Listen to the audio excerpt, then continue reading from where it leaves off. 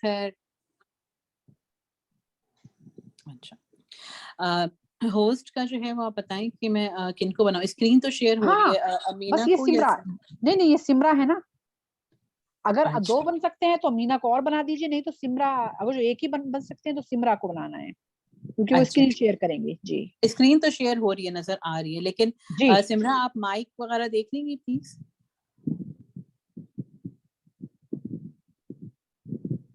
चले मैं सिमरा, सिमरा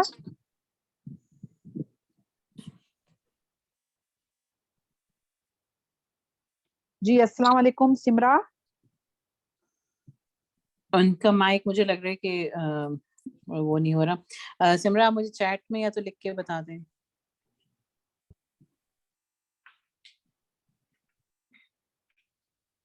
मुझे लग रहा है शायद सिमरा को आवाज नहीं आ रही। अच्छा 1 मिनट में देखती हूँ, मैसेज करती हूँ।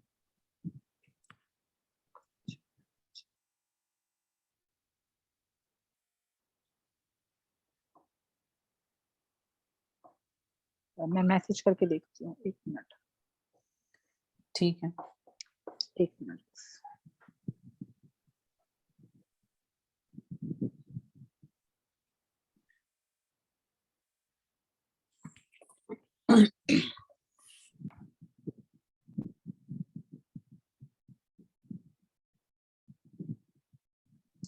ठीक है, मैं बस सिमरा को होस्ट बना रही हूँ, आप अपनी क्लास स्टार्ट करें और फिर मैं।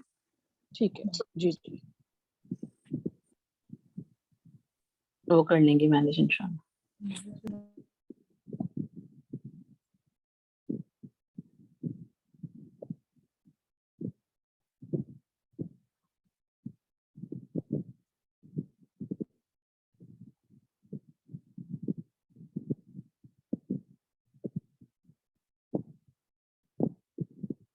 ठीक है इंशाल्लाह।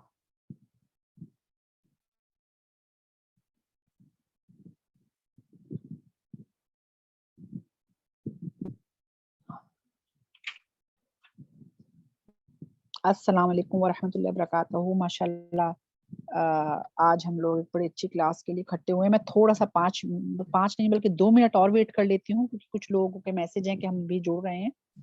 तो प्लीज 2 मिनट बस आप वेट कर लीजिएगा। इंशाल्लाह इंशाल्लाह ये भी अल्लाह के इबादत में लिखे जाएगा, ये वक्त भी जो 2 मिनट हम वेट कर रहे हैं उन लोगों की वजह से।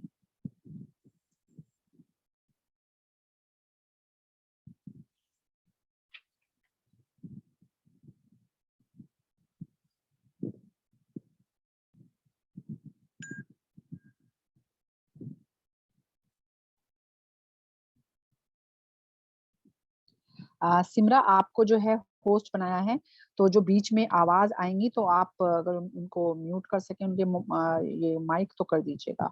और सब लोग अपने जो माइक हैं वो बिल्कुल बंद रखें, क्योंकि नहीं तो आप लोगों के पीछे आवाजें होती हैं वो सारी आती हैं, तो उसमें फिर डिस्टरबेंस भी होता है और फिर जाहिर सी बात है आप लोगों के घर की आवाजें भी जो है वो सुनाई देती हैं।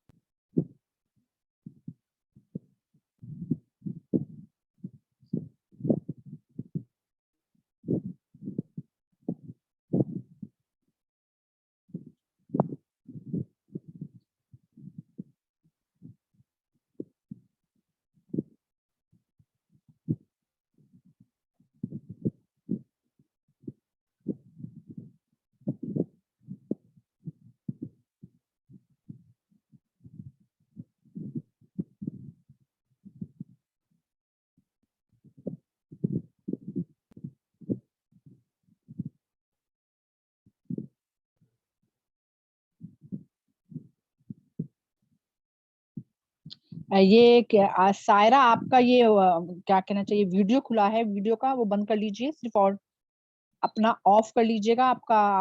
आपका वीडियो खुला है। सायरा आपका वीडियो खुला है, आप नजर आ रही हैं, आप अपना वीडियो प्लीज जरा बंद कर लीजिए जी।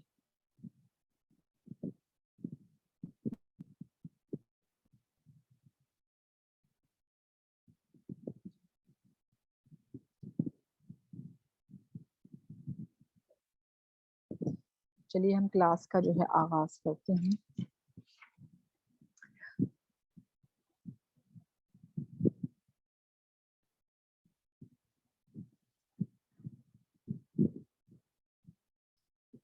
السلام علیکم ورحمۃ اللہ وبرکاتہ. اہلاً و سہلاً، مرحبا بکم. بسم اللہ الرحمن الرحیم. ہر طرح کی تعریف اللہ تعالیٰ کے لیے ہے جو سب جہانوں کا پروردگار ہے، نہایت رحم کرنے والا اور بہت مہربان. اور ہمارے نبی اشرف الانبیاء حضرت محمد مصطفیٰ صلی اللہ علیہ وسلم، آپ کی آل اور آپ کے اصحاب رضی اللہ تعالی عنہما پر درود و سلام ہو. ہم سب یہاں پہ ایک مقصد کے لیے اکٹھے ہوئے ہیں، اور وہ ہے اللہ رب العزت کی محبت اور اللہ رب العزت کی کتاب کو سمجھنا. ہم یہاں اللہ کی اور اس کے رسول کی اور اس کی کتاب کی محبت کی وجہ سے اکٹھے ہوئے ہیں. اللہ سے دعا ہے کہ وہ ہمارے مقصد میں ہمیں کامیابی عطا فرمائے. اللہ ہمارے علم میں اور نیک اعمال میں اضافہ فرمائے، اور ہمارا اس طرح مل کر بیٹھنا جو ہے وہ اللہ تعالیٰ قبول فرمائے. سب سے پہلے میں ایک حدیث پڑھوں گی انشاءاللہ، پھر ایک ہم بات چیت رکھیں گے. رسول اکرم صلی اللہ علیہ وسلم نے فرمایا، صحیح مسلم کی حدیث ہے، کہ جو لوگ اللہ کے گھروں میں سے کسی گھر میں اکٹھے ہوں، یعنی کہ ہم لوگ سب لوگ اللہ کے کلام کے لیے اکٹھے ہوئے ہیں، اپنے اپنے گھروں میں بیٹھے ہیں، لیکن ایک مجلس کا حصہ ہیں. جو لوگ اللہ کے گھروں میں سے کسی گھر میں اکٹھے ہوں، وہ اللہ کی کتاب پڑھیں اور ایک دوسرے کو پڑھائیں تو ان پر اطمینان نازل ہوتا ہے، رحمت انہیں ڈھانپ لیتی ہے، فرشتے ان کو گھیرے میں لے لیتے ہیں، اور اللہ تعالیٰ ان لوگوں کا ذکر ان فرشتوں میں کرتے ہیں جو اس کے پاس موجود ہوتے ہیں. سبحان اللہ، سبحان اللہ. کتنا بڑا اللہ تعالیٰ کا رحم اور کرم ہے کہ اللہ تعالیٰ نے آج ہم سب جہاں جہاں موجود ہیں، ہمیں فرشتوں نے انشاءاللہ گھیر رکھا ہوگا، اور اللہ تعالیٰ ہمارا ذکر انشاءاللہ فرشتوں میں کر رہے ہوں گے. سبحان اللہ، اس سے بہتر اور کیا چیز ہو سکتی ہے. اچھا، میں اپنی تمام عزیز بہنوں سے کہوں گی کہ سمرا ذرا مجھے بتائیں، کیونکہ آپ کو ہوسٹ ہیں، کہ میری آواز کلیئر آ رہی ہے نا؟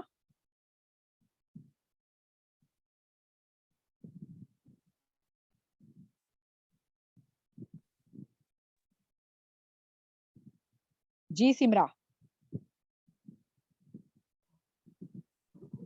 جی آ رہی ہے فرحانہ باجی. چلیے الحمدللہ مجھے یہی پوچھنا تھا، میں نے کہا کبھی کلیئر نہ ہو. ٹھیک، اللہ کا شکر، اللہ کا شکر ہے کہ آواز آ رہی ہے. چلیے الحمدللہ، آج ہم اس کلاس کا جو ہے آغاز کرتے ہیں، جو میں نے بھی آپ کو بتایا ہے کہ ہم نے اللہ رب العزت کی محبت اور اس کے اس پیغام کو سمجھنے کے لیے جو ہے کلاس شروع کی ہے. میں پہلے کچھ دعائیں پڑھ لیتی ہوں انشاءاللہ، پھر ہم باقاعدہ شروع کریں گے. ربی زدنا علما، ربی زدنا علما، ربی زدنا علما. اللہ تعالیٰ ہم سب کو جو ہے علم عطا فرمائے. ربنا لا تزغ قلوبنا بعد اذ ہدیتنا وہب لنا من لدنک رحمہ انک انت الوہاب. پروردگار، جب تو ہمیں سیدھے راستے پر لگا چکا ہے تو ہمیں ہمارے دلوں میں ٹیڑھ نہ پیدا کرنا، اور ہمیں اپنے خزانے فیض سے رحمت عطا فرمانا. تو ہی فیاض حقیقی ہے. اللہم فقہنا فی الدین، اللہم فقہنا فی الدین، اللہم فقہنا فی الدین. اللہم انا اسألک علما نافعا ورزقا طیبا وعملا متقبلا. اللہم انفعنا بما علمتنا وعلمنا ما ينفعنا وزدنا علما. اللہ تعالیٰ تمام دعائیں قبول فرما لے. اللہ کا جتنا شکر کریں کم ہے کہ اس نے ہمیں ایمان کی دولت سے نوازا. سبحان اللہ. میں نے بہت سی بہنوں کو اس کلاس کی دعوت دی، لیکن دیکھیں جس کو اللہ نے چاہنا اس کے دل میں اللہ نے چیز ڈالی اور اس نے اس میں حصہ لیا، اور آگے بھی جس کو اللہ چاہے گا وہی اس کو جاری رکھے گا. یہ اس میں ہمارا کوئی کمال نہیں ہوتا کہ ہم کلاس میں حصہ لے رہے ہیں یا آگے جاری رکھیں گے. یہ اللہ تعالیٰ کی خاص رحمت ہوتی ہے اپنے ان بندوں پر جن کو اللہ تعالیٰ چنتا ہے اس کام کے لیے. ہماری یہ مجلس، جیسا کہ میں نے پہلے بھی بتایا، کہ بہت سادہ سی کلاس ہوگی، نہ بہت مشکل نہ بہت علمی باتیں ہوں گی. بہت سادے طریقے سے صرف ہم قرآن مجید کو معنوں کے ساتھ جو ہے وہ میں انشاءاللہ بتاؤں گی اور آپ لوگ سنیں گے. اس مجلس میں بہت سی بہنیں ایسی بھی ہیں سبحان اللہ جنہوں نے باقاعدہ تفسیر سے پورا قرآن پڑھا ہوا ہے، لیکن پھر بھی وہ اس میں شامل ہیں کہ چلو یہ جو 1.5 گھنٹہ ہے ہمارا، یہ انشاءاللہ جو ہے عبادت میں لکھا جائے گا. اور بہت سی میری وہ بہنیں ہیں جو پہلی بار قرآن کو مانوں سے پڑھ رہی ہیں.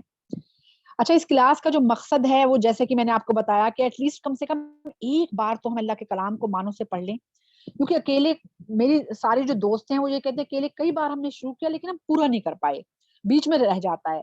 تو اب مل کے بیٹھ کے کرنے میں برکت ہی الگ ہوتی ہے, اس میں انسان کا جو ہے نا لگاتار چلتا رہتا ہے. سورہ قمر میں اللہ تعالیٰ کیا کہتے ہیں بار بار, وَلَقَدْ يَسَّرْنَا الْقُرْآنَ لِلذِّكْرِ فَهَلْ مِن مُدَّكِّرٍ, ہم نے قرآن کو یقیناً نصیحت کے لیے آسان بنا دیا ہے, پس کیا کوئی نصیحت حاصل کرنے والا ہے؟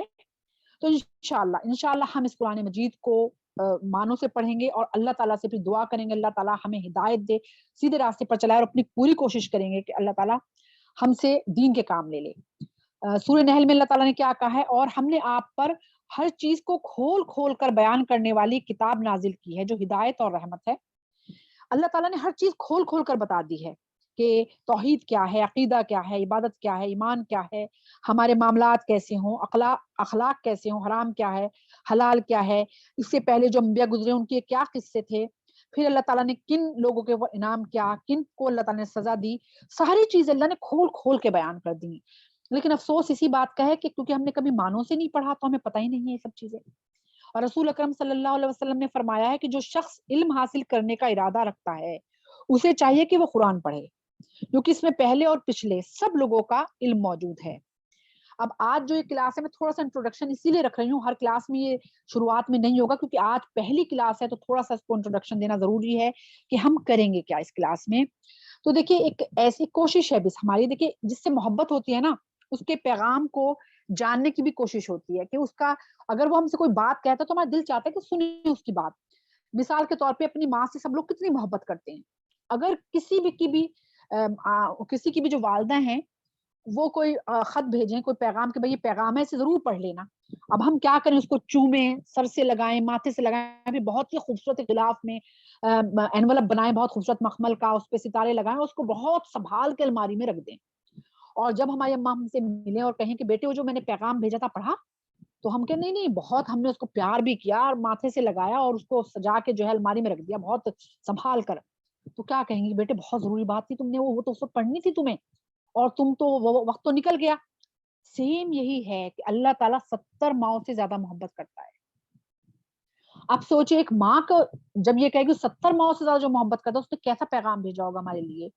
تو وہ پیغام کا حال ہم نے یہی کیا ہے کہ ہم اسے جزدانوں میں لپیٹ کر بہت ستارے لگا کے بیلے لگا کے اس کو سجا دیتے ہیں, ٹھیک ہے, اور بس کبھی ہوا اسے چوم لیا, ماتھے سے لگا لیا, یا پھر بہت ہوا تو اس کو طوطے کی طرح رٹ لیا, پتہ کچھ نہیں ہے کہ اس کے اندر ہے کیا.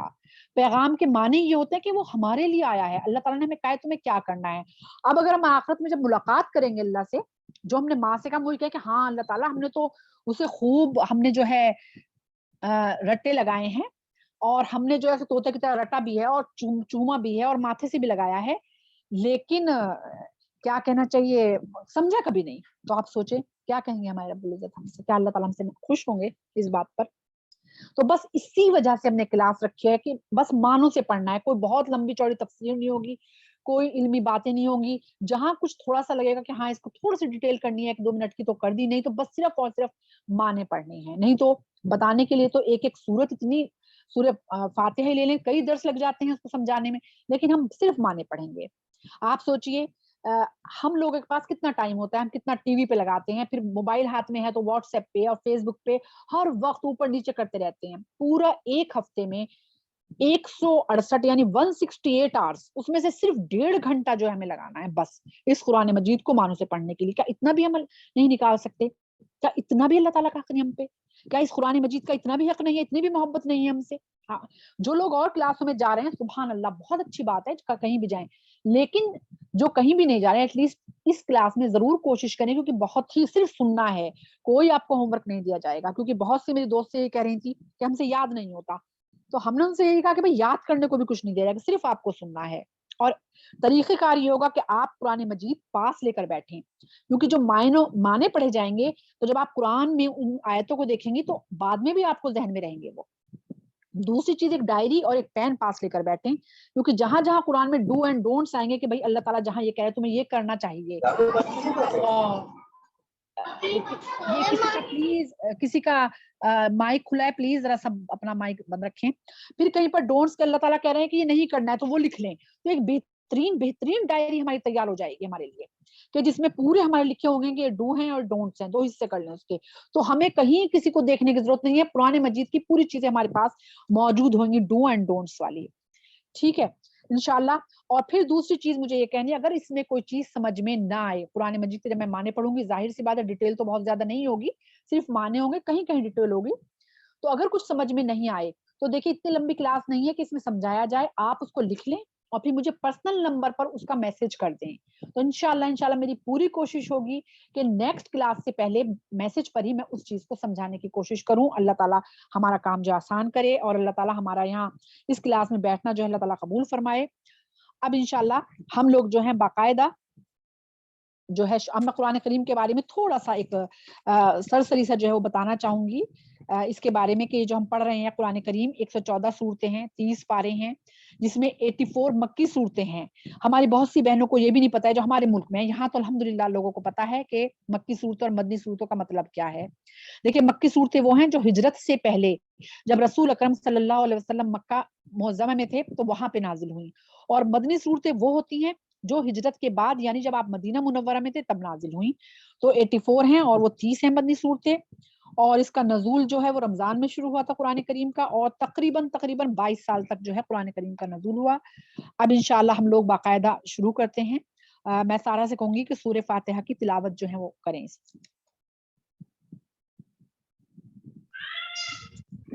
अस्सलाम वालेकुम रहमतुल्लाहि व बरकातुहू।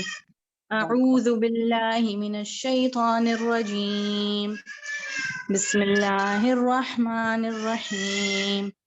अल्हम्दुलिल्लाहि रब्बिल आलमीन। अर्रहमानिर रहीम। मालिकि यौमिद्दीन। इय्याका नअबुदु व इय्याका नस्तईन। इहदिनस सिरातल मुस्तकीम। صراط الذين أنعمت عليهم غير المغضوب عليهم ولا الضالين آمين. जज़ाकल्लाह खैर सारा। अब हमने शुरू करना है। देखिए आज की क्लास क्योंकि पहली है तो हम लोग वो चीजें जो बार बार आएंगी तो उसके भी आज थोड़ा सा उसके बारे में भी जान लेते हैं, क्योंकि बार बार आऊज़ु बिल्लाहि मिनश शैतानिर रजीम पढ़ेंगे, बार बार बिस्मिल्लाहिर रहमानिर रहीम भी इसमें आएगी, तो इंशाल्लाह हम उसके बारे में भी थोड़ा सा जान लेते हैं। इसीलिए आज की क्लास जो है ये, अब फिर सूरह फातिहा का थोड़ा सा इंट्रोडक्शन होगा, फिर सूरह बकरा स्टार्ट होगी इंशाल्लाह आज ही, तो उसका इंट्रोडक्शन होगा। तो आज की क्लास थोड़ी सी इस तरह से रहेगी 1.5 घंटे की, लेकिन जैसे हमने ये तय किया है कि इंशाल्लाह आधा पारा एटलीस्ट करेंगे, हो सकता है उससे ज्यादा भी करें, तो आज जो है लेकिन शायद क्वार्टर पारा हमारा हो पाएगा, इंशाल्लाह कोशिश करेंगे और आगे भी करने की। तो अब सबसे पहले जब कुरान मजीद हम शुरू करते हैं तो सबसे पहले क्या पढ़ते हैं, कोई भी हम जब खोलते हैं कुरान मजीद, कोई भी सूरत पढ़ते हैं, हम पढ़ते हैं आऊज़ु बिल्लाहि मिनश शैतानिर रजीम। अब इसके माने हैं मैं अल्लाह ताला के जरिए मरदूद शैतान से पनाह मांगता हूँ या मांगती हूँ। कुरान करीम में अल्लाह ताला ने बहुत सी जगह पर इसका जिक्र किया है, जिसमें सूरह अल अराफ है, सूरह मोमिनीन है, और सूरह नहल में भी अल्लाह ताला ने कहा है कि जब तुम कुरान पढ़ो तो अल्लाह के जरिए मरदूद शैतान से पनाह मांग लो। तो ये सबसे अफजल तरीका है कि सबसे पहले आऊज़ु बिल्लाहि मिनश शैतानिर रजीम पढ़ें, क्योंकि शैतान जो है इसलिए पनाह मांगनी है क्योंकि शैतान इंसान का ऐसा दुश्मन है जो किसी भी भलाई और एहसान का काम उससे नहीं करने देना चाहता कि वो करे, वो उसे बरगलाता है, उसके दिल में वसवसे डालता है, घबराहट पैदा करता है। और अभी भी यही होगा कि बहुत से मतलब हम में से बहुत से लोग की घबराहट हो रही होगी, इतनी लंबा क्लास या फिर छोड़ दो या बस छोड़ो आगे, तो ये आऊज़ु बिल्लाहि मिनश शैतानिर रजीम जरूर दिल से पढ़ें। इंशाअल्लाह इंशाअल्लाह शैतानी वसवसे आएंगे ना, अल्लाह ताला उनसे जो है हमारी हिफाजत फरमाएगा। और रसूल अकरम सल्लल्लाहु अलैहि वसल्लम की हदीस भी हमें इसके बारे में मिलती है कि आपने फरमाया कि जब भी आप कुरान पढ़ें तो आऊज़ु बिल्लाहि मिनश शैतानिर रजीम जरूर पढ़ लें। उसके बाद हम पढ़ते हैं बिस्मिल्लाहिर रहमानिर रहीम। कुरान मजीद की तमाम सूरतों से पहले बिस्मिल्लाह पढ़ी जाती है, आप सबको ये मालूम होगा, लेकिन सूरह बरात यानी सूरह तौबा जो है उससे पहले हम सूरह फातिहा नहीं पढ़ते। अब रसूल अकरम सल्लल्लाहु अलैहि वसल्लम जो है हर सूरत से पहले बिस्मिल्लाहिर रहमानिर रहीम पढ़ते थे, सूरह तौबा को छोड़कर।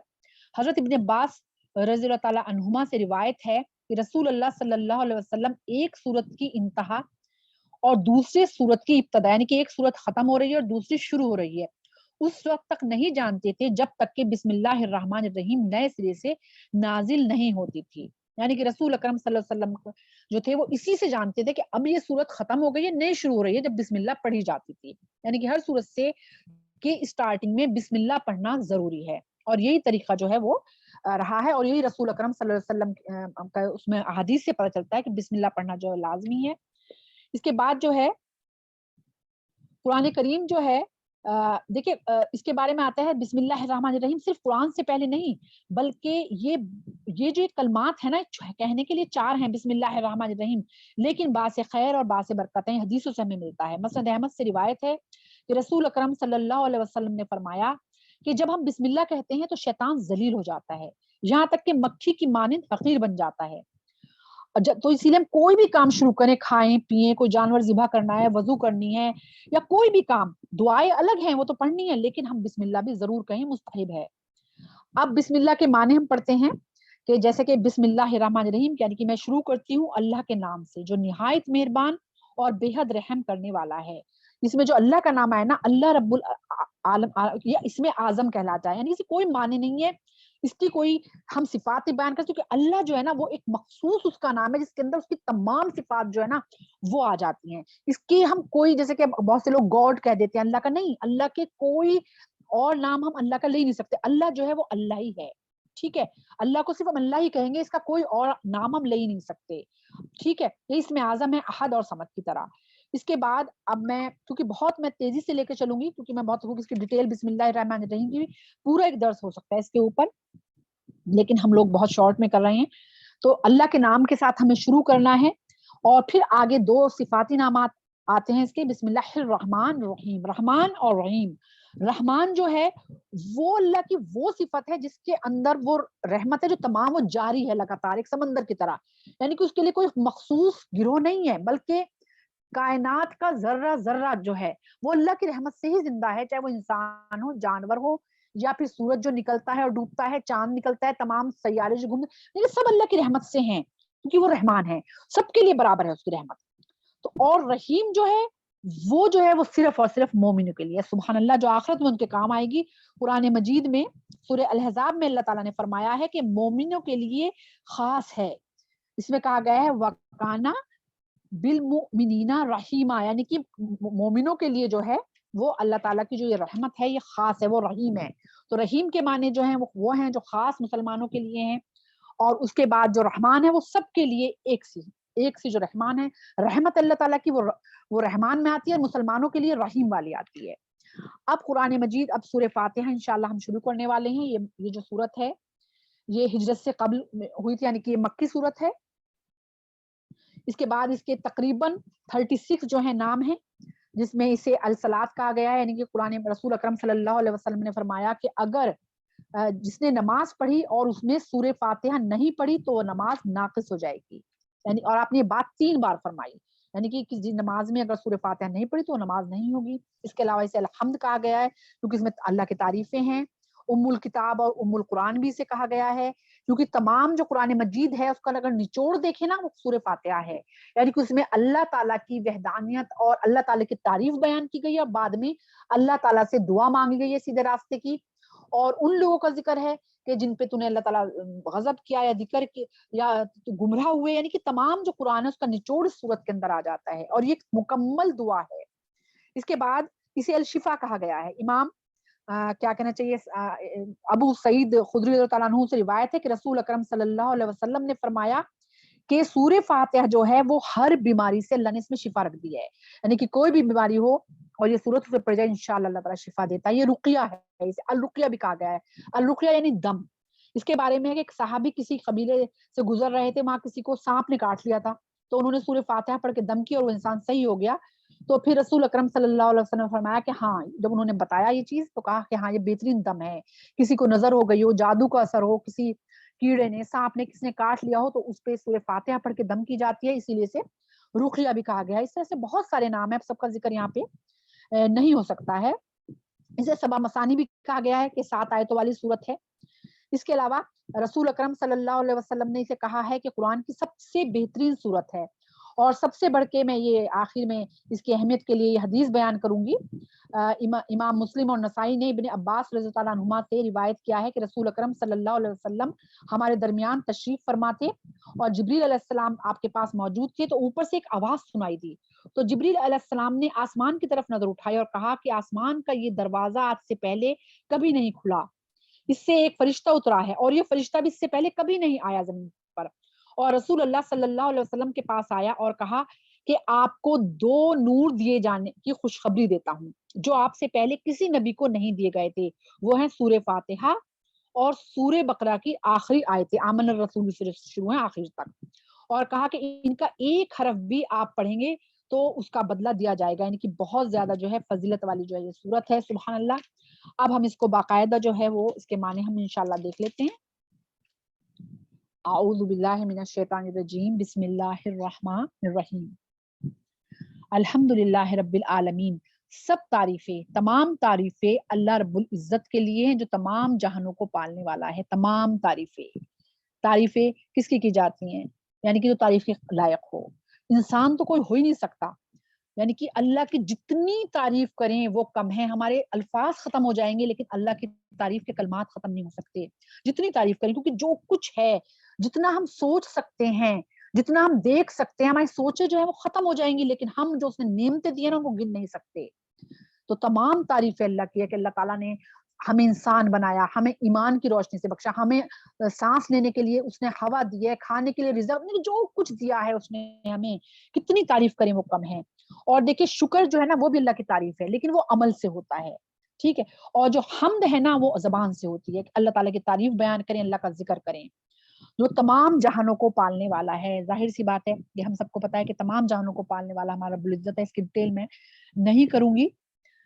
الرحمن الرحیم, اس کی ڈیٹیل میں نے پیچھے کر دی ہے, جو نہایت مہربان اور بے حد رحم کرنے والا ہے, یعنی کہ جس کی رحمت جو ہے وہ مومنوں کے لیے تو الگ خاص ہے جو رحیم ہے, اور اس کے علاوہ تمام جان چاہے کوئی ایمان لائے یا نہ لائے اللہ تعالیٰ اس کو رزق بھی دے گا, اللہ تعالیٰ اسے صحت بھی دے گا, اللہ اس کی اولاد بھی دے گا, یعنی سب کچھ دے گا اللہ تعالیٰ. اللہ اتنی محبت کرتا ہے اپنی مخلوق سے, اور جو ایمان لے آئے آپ سوچیں ان کے لیے کتنی محبت ہوگی اللہ تعالیٰ کی.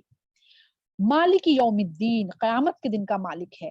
ویسے تو اللہ تعالیٰ ہر چیز کا مالک ہے, ہر لمحے کا مالک ہے, لیکن خاص طور سے کہا گیا قیامت کے دن کا مالک ہے, کیونکہ مالک ہوتا ہے جو سب کچھ اس کے ہاتھ میں ہوتا ہے. قیامت کے دن جب ہمارا جو کچھ ہم دنیا میں آج کر رہے ہیں, آج ہم اگر آج یہاں بیٹھے ہیں نا, اس کا بھی ایک لمحہ اللہ کے پاس ریکارڈ ہو رہا ہے, یہ بھی لکھا جا رہا ہے. تو جو کچھ اللہ کے پاس سوچے اس رب کے سامنے ہم موجود ہوں گے قیامت کے دن, جس کے پاس ایک ایک لمحے کی وہ ریکارڈ موجود ہوگا جو ہم بھی کر کے بھول گئے, تو وہ اس قیامت کے دن کا مالک ہے. تو سوچیں کہ وہ رب, تو اس کیوں نہ ہم اس کے بتائے ہوئے راستے پہ چلیں. ہم تیری ہی عبادت کرتے ہیں, یعنی کہ عبادت کے اندر سب چیز آ جاتی ہیں, نماز ہے, روزہ ہے, زکوٰۃ ہے, حج ہے, ذکر ہے, اذکار ہے, قرآن مجید کی تلاوت ہے, اور آج جو ہم لوگ قرآن معنوں سے پڑھ رہے ہیں یہ بھی. اس کے علاوہ صدقہ کرتے ہیں, خدمت خلق کے کام کرتے, تمام عبادت میں آتے ہیں. تمام عبادت ہمیں کس کے لیے کرنی ہے؟ صرف اللہ رب العزت کے لیے. اور تجھ سے ہی مدد مانگتے ہیں, یعنی کہ اگر مدد مانگیں گے تو صرف اور صرف اللہ رب العزت سے. یہ پہلی جو آیتیں 4 گزری ہیں اس میں ہم نے اللہ تعالیٰ کے تعریف بیان کی ہے.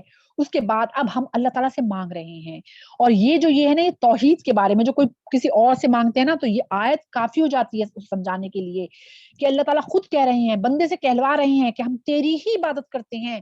اگر اس کے علاوہ ہم کسی کی عبادت کرتے ہیں کسی بھی شکل میں تو وہ شرک عظیم ہو جاتا ہے. اور تجھ سے ہی مدد مانگتے ہیں, اگر اللہ کے علاوہ نہ تو کوئی کر سکتا مدد, لیکن ہم بیوقوف انسان, ہم اللہ کے علاوہ اور لوگوں سے, بہت سے لوگ ہیں جو اور لوگوں کو پکارتے ہیں, یا مولا یا غوث اعظم, اور بھی بہت سی چیزیں ہیں. یہ بتائیے کہ اللہ کے علاوہ کیا کوئی ہمیں دے سکتا ہے؟ اور جن کو ہم پکارتے ہیں ان کو پیدا بھی اللہ نے کیا, اٹھایا بھی اللہ نے, رزق بھی اللہ نے دیا, سب کچھ, ان کو ہدایت بھی اللہ نے دی, اور ہم اس رب کو چھوڑ کے دنیا کے لوگوں سے مانگتے ہیں, تو وہ شرک ہو جاتا ہے. تو توحید جو ہے, یہ توحید کے بارے میں بتا رہے ہیں, صرف اللہ کی عبادت کرنی ہے, اللہ سے ہی مدد مانگنی ہے. اہدنا الصراط المستقیم, ہمیں سیدھی راہ پر چلا.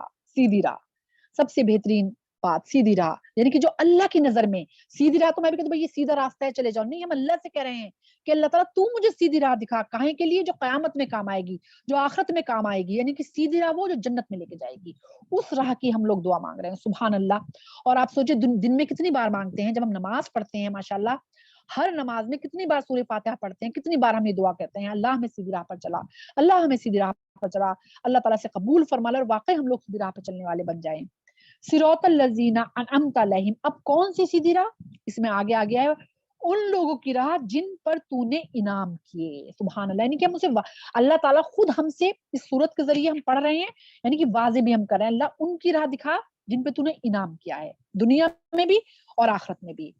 پھر اس کے بعد ہے غیر المغضوب علیہم ولا الضالین، جن پر تو نے نام، ان کی راہ نہیں جن پر تیرا غضب نازل ہوا، اور نہ ان کی جو گمراہ ہوئے۔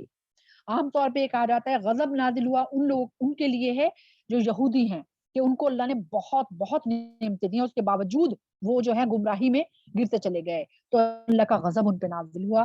اور پھر وہ جو گمراہ عام طور پہ عیسائیوں کے لیے کہا جاتا ہے کہ ان لوگوں نے اللہ تعالیٰ کا بیٹا جو ہے وہ بنا دیا، تو وہ گمراہ ہو گئے صحیح راستے سے۔ تو اب ہم یہ دعا کر رہے ہیں کہ اللہ تعالیٰ ہمیں وہ راہ دکھانا جن پہ انعام کیا، اللہ تعالیٰ وہ راہ مت دکھانا جن کی طرح غضب نازل ہوا، یا اللہ تعالیٰ جو گمراہ ہو گئے، آمین یا رب العالمین۔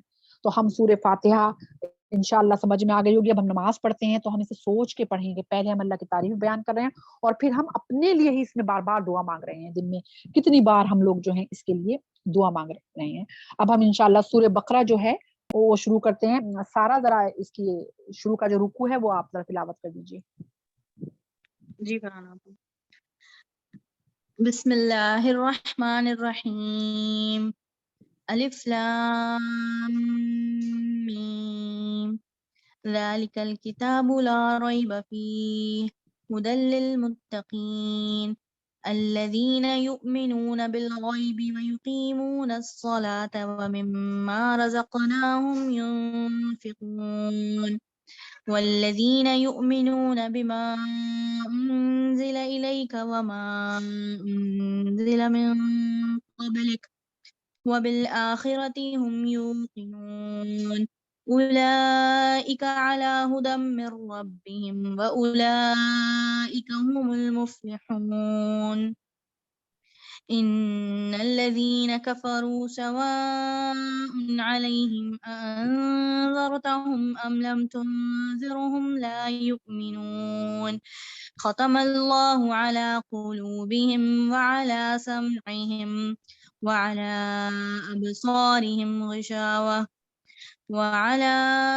أبصارهم غشاوة ولهم عذاب عظيم۔ جزاک اللہ خیر۔ تفسیر سورہ بقرہ، انشاءاللہ سورہ بقرہ جو ہے یہ مدنی سورت ہے، یعنی کہ جب رسول اکرم صلی اللہ علیہ وسلم مدینہ منورہ میں آ گئے تھے تب یہ سورت نازل ہوئی تھی، اور اس کی جو نام ہے البقرہ، یہ اس کی آیت نمبر 67 میں ذکر ہے، آیتوں میں بقرہ یعنی کہ گائے کا ذکر بار بار آیا ہے قرآن مجید مطلب سورہ بقرہ میں، اسی لیے اس کا نام جو ہے البقرہ جو ہے وہ رکھا گیا ہے۔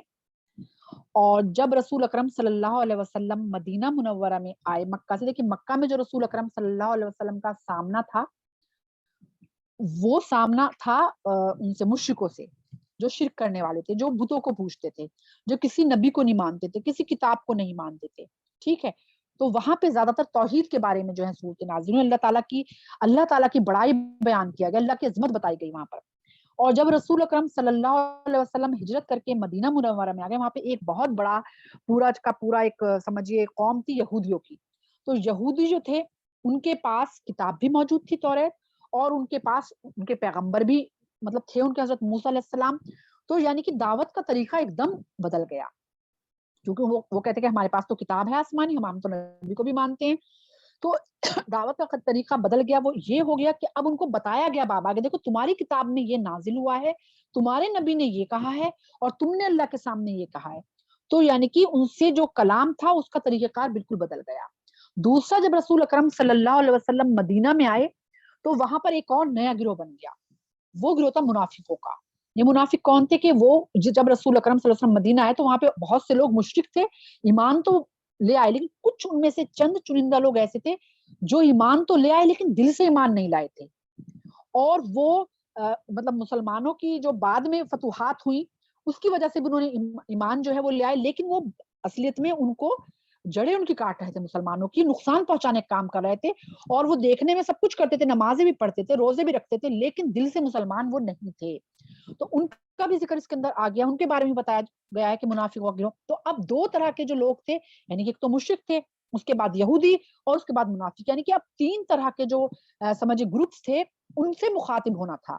तो ये जो सूरत उतरी है, इन तीनों तरह के जो ग्रुप्स थे उनको मुखातिब करके जो है ये सूरत का नज़ूल हुआ है।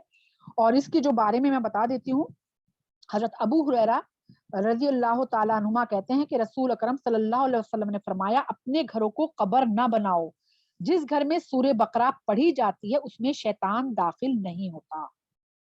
ठीक है। उसके बाद अबू उमामा रज़ी अल्लाह अन्हु कहते हैं कि मैंने रसूल अकरम सल्लल्लाहु अलैहि वसल्लम से कहते सुना कि कुरान पढ़ा करो, इसलिए कि क़यामत के दिन अपने पढ़ने वालों के लिए सिफारशी बनकर आएगा।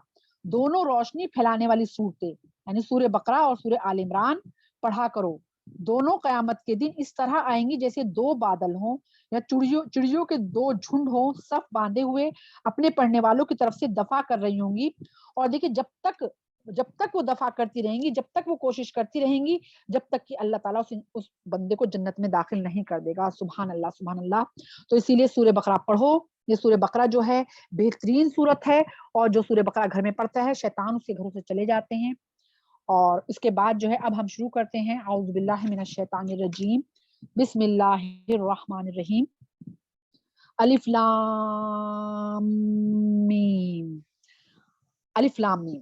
अब ये इन्हें कहा जाता है हरफे मुक़त्तिआत, यानी कि इसके कोई माने कुरान मजीद में नहीं है, ना रसूल अकरम सल्लल्लाहु अलैहि वसल्लम ने कभी इसके माने बताए। कि इस जो बहुत सी सूरतें आगे आपको आएंगी कुरान मजीद में जिसमें शुरुआत में हरफे मुक़त्तिआत से शुरू हुआ है, तो रसूल अकरम सल्लल्लाहु अलैहि वसल्लम ने कभी इसके कोई माने नहीं बताए। ठीक है। तो अब अगर हम इनको माने पहनाने की कोशिश करें तो हमें नहीं करनी चाहिए, क्योंकि जब हमारे नबी ने नहीं बताया तो हम इसके माने नहीं बना सकते। क्योंकि आज के जमाने में बहुत ज्यादा जहां दीन आम हो रहा है वहां नए नए जो हैं इजादात भी हो रही हैं कि इन अल्फाजों को भी माने पहनाए जा रहे हैं, जबकि इसके कोई माने कुरान मजीद में भी नहीं बताया गया कुछ इसके बारे में, और न रसूल अकरम सल्लल्लाहु अलैहि वसल्लम ने बताया है। बल्कि बहुत से मुफस्सिरीन कहते हैं कि जिस वक्त कुरान मजीद नाजिल हुआ था तो उस वक्त जो खतीब और शोरा थे ना, वो जब अपना कलाम लिखते थे तो उसमें कुछ हरफ लिखा करते थे शुरुआत में। तो इसी तरह कुरान में भी, क्योंकि वो वक्त इन चीजों का था, तो कुरान में बहुत सी सूरतों से पहले ये हरफ जो हैं लिखे गए हैं। क्योंकि अगर ये नई चीज होती तो जरूर उस वक्त सहाबी भी पूछते और उस वक्त के लोग भी कहते ये क्या चीज है, कि ये हरफ अलिफ लाम मीम के माने क्या है, क्यों है। लेकिन कभी किसी ने इस पे सवाल नहीं उठाया, क्योंकि उस वक्त ये एक तरीक़ाकार था। इसके अलावा इसके बारे में ये भी कहा जाता है कि अल्लाह ताला के हाफिज इब्न कसीर लिखते हैं कि जिन सूरतों की इब्तदा इन हरूफ से होती है उनमें कुरान की अजमत और उसके एजाजी कलाम होने पर भी जोर दिया गया है। तो ये भी एक पहचान है कि जिनमें ये हरफ आए हैं वहां पे अल्लाह ताला की अजमत और इसके बेहतरीन कलाम होने पर जो है ना जोर दिया गया है। इसके अलावा कुछ मुफस्सिरीन ये भी लिखते हैं कि ये जो हरफ हैं ये इसलिए भी दिए गए हैं कि ये बताने के लिए कि भाई ये जो ये कुरान है ना, जो तुम रोजमर्रा बोलते हो ना अल्फाज, ये उन्हीं अल्फाजों को लेकर कुरान मजीद बनाया गया है। वल्लाहु अलम बिस्सवाब, क्योंकि इसकी कोई तफसीर हमें हदीसों से नहीं मिलती है। तो बस ये एक हरफ है, तो हमें जिस तरह कुरान में है तो हमें इनको पढ़ना है कि अलिफ लाम मीम बस। अब आगे आता है जालिकल किताबु ला रैब फीह, यानी कि ये जो किताब है, ये किताब कौन सी, किसके बारे में इसका जिक्र है, इशारा किधर है, कुरान मजीद की तरफ। ला रैब फीह, इसमें कोई शक नहीं है। ये जाहिर सी बात है, जिसने शक किया उसको तो ईमान ही चला जाएगा। हुदन लिल मुत्तकीन, ये हिदायत है किसके लिए, परहेजगारों के लिए, यानी कि सिर्फ परहेजगारों के लिए हिदायत है। आयत नंबर पहले मैं 1 से जो है वो 5 तक का जो है वो पढ़ रही हूँ। अच्छा, अब परहेजगारों के लिए जो है ये हिदायत है। जो अब परहेजगार कौन कौन लोग हैं उनकी पहचान बताई जा रही है, जो जिन्हें कहा गया परहेजगार भी हैं और जिनको फलाह हासिल होगी आखिरत में। तो वो कौन लोग हैं, तो हम इस पे गौर करें, चाहे तो लिख भी सकते हैं, बार बार आएगा कुरान मजीद में बीच में, किन लोगों को फलाह नसीब होगी, कौन लोग जन्नत में जाएंगे, कौन अल्लाह ताला के पसंदीदा बंदों में शामिल होंगे, कौन मोमिन होंगे, कौन मुत्तकी होंगे, ये बार बार आएगा। तो ये हम एक लिस्ट बना सकते हैं, देखा हम में ये खूबियां हैं नहीं। तो अब वो कौन लोग हैं जो गैब पर ईमान लाते हैं। गैब क्या, देखिए गैब वो चीज जो हमने देखी तो नहीं है, लेकिन क्योंकि हमारे नबी ने बताई है, یا قرآن مجید میں اس کا ذکر ہے تو ہم اس پہ یقین کرتے ہیں. جیسے جنت ہم نے نہیں دیکھی پر ہم مانتے ہیں جنت ہے, جہنم ہم نے نہیں دیکھی پر ہم مانتے ہیں, ہم نے قبر میں کیا کیا ہوگا ہمیں نہیں پتا, لیکن ہمیں رسول اکرم صلی اللہ علیہ وسلم نے جو بتایا ہم اس پہ یقین کرتے ہیں. ہم نے فرشتے دیکھے نہیں ہیں لیکن ہم یقین کرتے ہیں کہ فرشتے ہیں. ہمیں نہیں پتا کہ آخرت ہوگی لیکن ہم یقین کرتے ہیں کہ آخرت ہوگی. ہمیں نہیں پتا کہ ہم نے نہیں دیکھا کہ میزان کیسے قائم ہوگی لیکن ہم یقین رکھتے ہیں کہ ہاں میزان قائم ہوگی, نام اعمال تولے جائیں گے. کیوں؟ یہ سب غیب کی باتیں ہیں جو نبی کریم صلی اللہ علیہ وسلم نے ہمیں بتائی ہیں. یہ ہمارے ایمان کا حصہ ہے اور ہمیں اس پہ یقین کرنا ہے, اور جس نے اس پہ یقین نہیں کیا تو اس کا ایمان کامل نہیں ہے. تو یہ ہے غیب پر بس میں یہ لگا دیتی ہوں نا تار. یہ کسی کا مائک کھلا ہے پلیز بند کر دیجیے. کہ جو غیب پر ایمان لاتے ہیں, اور دوسری کیا اس کے اندر خوبی ہوگی کہ نماز قائم کرتے ہیں, نماز پڑھنے والے. سبحان اللہ, ظاہر سی بات ہے کہ نماز کے بارے میں تو کہہ دیا گیا ہے نا کہ نماز ایک دیوار ہے, کس کے بیچ میں؟ کفر کے اور ایمان کے بیچ میں. اور جس نے اس دیوار کو گرا دیا یعنی نماز نہیں پڑھی, اس نے اپنے ایمان کو کفر میں ملا دیا. تو نماز اتنی ضروری ہے کہ ایک یعنی کہ توحید کے بعد, یعنی کہ صرف اور صرف اللہ کی عبادت کرنی ہے, اس کے بعد ایک دم دوسری چیز نماز ہے. اس کے بعد ایک دم سوال نماز کا ہوگا. یہی ہماری جو جنتی کنجی ہے, جو یہ کنجی لے کے جائے گا اسے جنت نصیب ہوگی. تو یعنی کہ نماز قائم کریں, جو رزق ہم نے ان کو دیا ہے اس میں سے خرچ کرتے ہیں, یعنی کہ اپنی جانوں پہ بھی خرچ کرتے ہیں اور اللہ کے بندوں پر بھی خرچ کرتے ہیں.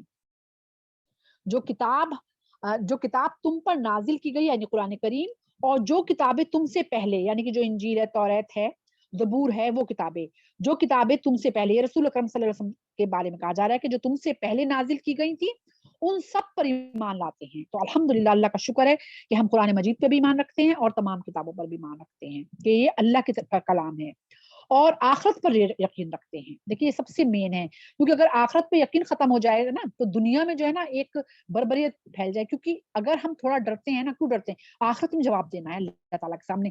ہم اگر گناہوں سے بچتے ہیں کیوں بچتے ہیں؟ اللہ تعالیٰ لکھ رہا ہے آخرت میں جواب دینا ہے, اللہ کا سامنا ہوگا ہمارا.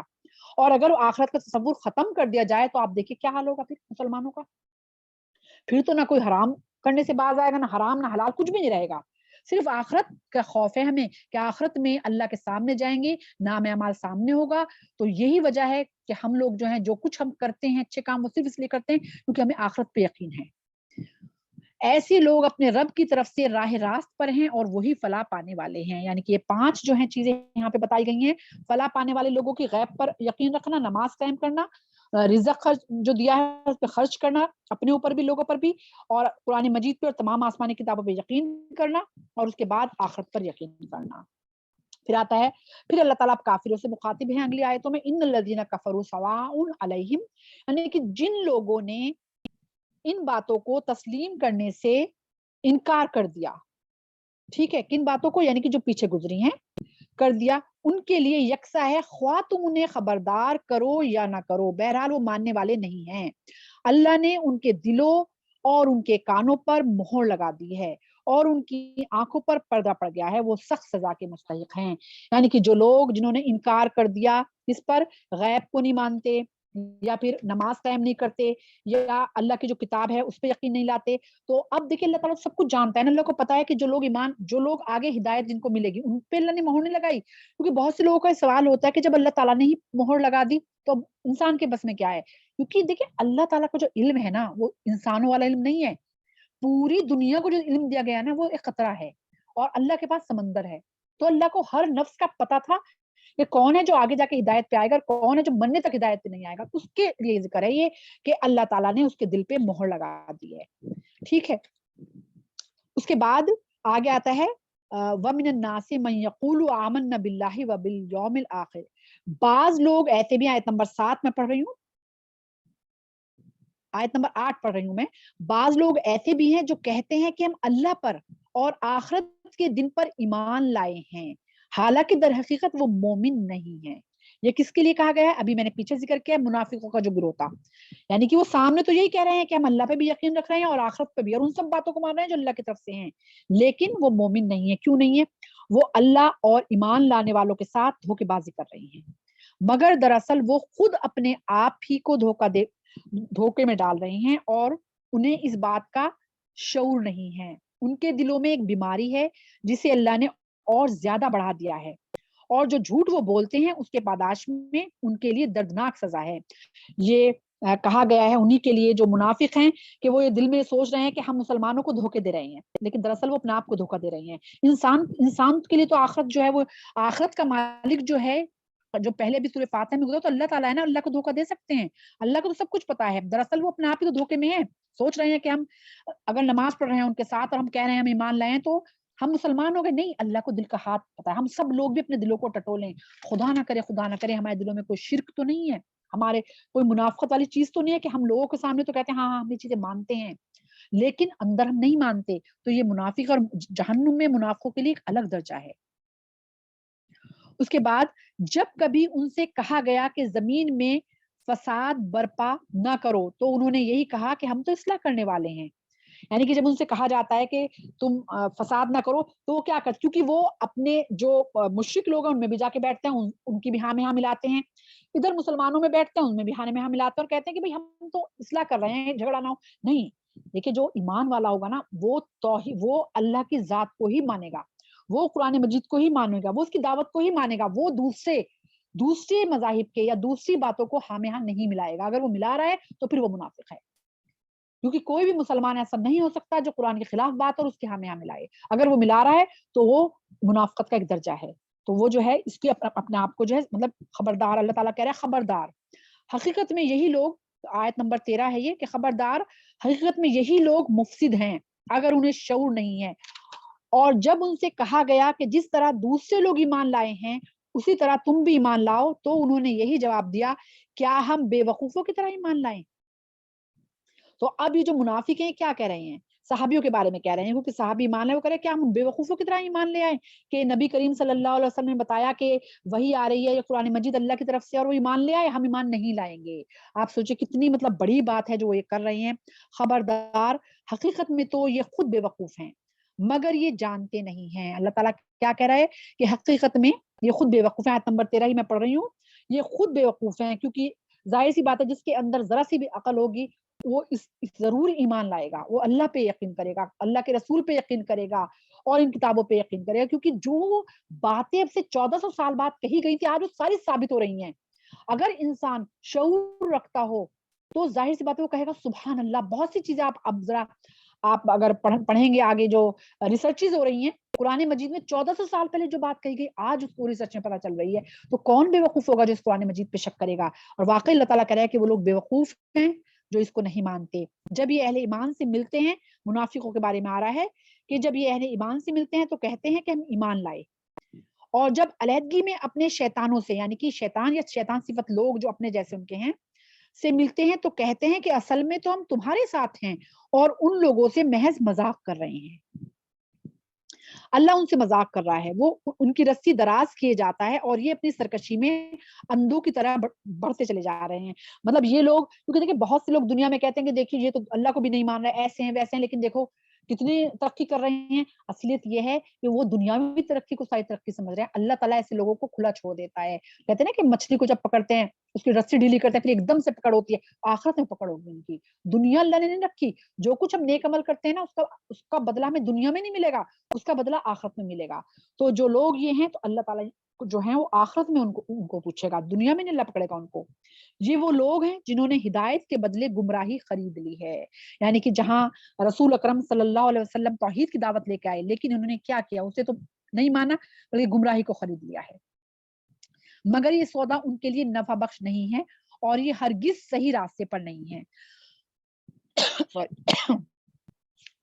इनकी मिसाल ऐसी है जैसे एक शख्स ने आग रोशन की और जब उसने सारे माहौल को रोशन कर दिया तो अल्लाह ने इनका नूर बसारत सल्ब कर ली और उन्हें इस हाल में छोड़ दिया कि तारीकियों में उन्हें कुछ नजर नहीं आता। ये वही मिसाल है कि जैसे जब रसूल अकरम सल्लल्लाहु अलैहि वसल्लम नूर हिदायत लेकर आए, इस कुरान मजीद की दावत को आम कर रहे थे, तो इन लोगों ने क्या किया कि उसे अपना तो लिया, यानी कि उन्होंने सोचा कि हमारी जिंदगियां सदा समझ जाएंगी, लेकिन अंदर से जो है वो तारीख थे। तो अल्लाह ताला ने क्या किया, अल्लाह ताला ने उनकी जो वो रोशनी थी ना, जो उन्होंने दिखावे की रोशनी ली थी, अल्लाह ने वो भी सल्ब कर ली, यानी कि उनको अंधेरों में छोड़ दिया, यानी कि उन्हें अब कुछ सही गलत जो है नजर ही नहीं आ रहा है। वो समझ ही नहीं पा रहे हैं कि हम कर क्या रहे हैं। ये बहरे हैं, गूंगे हैं, अंधे हैं, ये अब ना पलटेंगे। यानी कि बहरे गूंगे को ये नहीं कि आंखों से बहरे हैं या गूंगे अंधे हैं, बल्कि जो समझ होती है ना कि इंसान की एक सूझबूझ जिसे कहा जाता है, उसके लिहाज से वो बहरे हैं, उन्हें एक सही बात समझ में ही नहीं आती। अल्लाह ने क्योंकि मोहर लगा दी उनके ऊपर, क्योंकि उन्होंने दिलों में से नहीं कबूल नहीं किया, ज़बानी कबूल किया है, गूंगे हैं और अंधे हैं। या फिर उनकी मिसाल यूं समझ लो कि आसमान से जोर की बारिश हो रही है और उसके साथ अंधेरी घटा और कड़क और चमक भी है।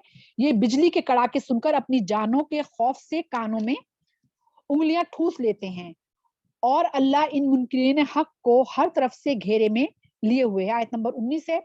अब ये कह दे कि अल्लाह की तरफ से तो आयत कुरान मजीद नाजिल हो रहा है, यानी कि हिदायत की जो रोशनी है वो नाजिल हो रही है, लेकिन ये लोग क्या करते हैं, जो फायदे की चीजें होती है ना वो तो अपना लेते हैं, और जो सोचते हैं कि नहीं नहीं तो एक आजमाइश है, नहीं नहीं छोड़ दो, आज भी मुसलमान हैं ऐसे कि जो फायदे की, दीन में जो चीज फायदे की लगती है ना उसे तो अपना लेते हैं, और जो चीज उनको लगता है कि नहीं नहीं इसमें बड़ी आजमाइश है, बड़ी सख्ती है, या हमें ये अपने नफ्स पे कंट्रोल करना पड़ेगा, ये करना पड़ेगा, तो वो उस चीज को छोड़ देते हैं। जबकि कुरान मजीद में इस सूरह बकरा में ये आ गया है कि हमें मुकम्मल मुसलमान बनना है, पूरी, कोई हिदायत इसलिए नहीं है कि आधी तो कबूल कर लो आधी नहीं कबूल करो, पूरी की पूरी करनी है। यानी कि ये उन लोगों ने यही किया है कि जोर की बारिश हो रही है, लेकिन उन्होंने क्या किया है कि जो अच्छा लगा उसे अपना लिया, और जो चीज लगी जरा मुश्किल है तो अपने कानों में जो है ना उंगली ठूस ली, यानी कि उन्होंने क्या किया, उस चीज को अपनाया ही नहीं, छोड़ दिया उसको। अब अल्लाह ताला ने क्या किया है, इन मुनकिरीनों हर तरफ से घेर लिया। ये सोच रहे हैं ना कि हम तो खुले फिर रहे हैं, नहीं, अल्लाह ताला उनको सब कुछ पता है, अल्लाह को तो एक चीज पता है, मतलब मैं, मेरे जबान के कहने की जरूरत नहीं है, मैं दिल में जो सोच रही हूँ ना वो भी अल्लाह ताला को पता है। और आयत नंबर 20, जब जरा कुछ रोशनी उन्हें महसूस होती है तो इसमें कुछ दूर चल लेते हैं, और जब उन पर अंधेरा छा जाता है तो खड़े हो जाते हैं। अल्लाह चाहता तो इनकी समात और बसारत बिल्कुल ही सुलभ कर लेता, यकीनन वो हर चीज पर कादिर है। अब ये उन लोगों के लिए है जो मुनाफिकत का एक हिस्सा है, यानी कि थोड़ी सी मतलब जिस चीज पे यकीन है थोड़ा सा चल पड़े, मतलब ईमान मतलब कबूल किया और चल पड़े, नहीं फिर महसूस हुआ कि नहीं नहीं ये चीज मुश्किल है, फिर छोड़ दिया, फिर कबूल किया, फिर छोड़ दिया। तो आज भी ये सब चीजें जो उस जमाने में नाजिल हुई थी ना मुनाफिकों के लिए, आज भी हम देख सकते हैं लोगों में कि कभी जो है हम लोग दीनदार बन जाते हैं किसी महफिल में जाकर, और किसी महफिल में जाके हम उस चीज को बिल्कुल छोड़ देते हैं। तो ये चीज, या फिर मजाक उड़ा रहे हैं जो है ना कि अपने शैतानों में बैठ के मजाक उड़ाते हैं, तो आज भी बहुत से लोग महफिलों में बैठे होते हैं और दीनदार लोगों का मजाक उड़ा रहे होते हैं। तो ये तो कुरान में साफ कह दिया कि मुनाफिकों की पहचान है। तो ये चीज आ गई है कि ये लोग जो हैं जरा सी रोशनी, यानी कि जरा सा उनको कुछ लगता है हाँ ठीक है तो चल पड़ते हैं उसकी रोशनी में, लेकिन जब उन्हें लगता है कि नहीं नहीं ये सही नहीं है, तो यानी कि जो एक ला इल्मी का अंधेरा है, जो एक कुफ्र का अंधेरा है वो उनके ऊपर छा जाता है, वो फिर खड़े हो जाते हैं। फिर थोड़ा सा उनको लगता है सही है ये चीज, फिर चल पड़ते हैं, यानी कि एक मतलब उनको यकीनी जो कैफियत है ना वो उन पे नहीं आ पा रही है, वो यकीन में नहीं आ पा रहे हैं।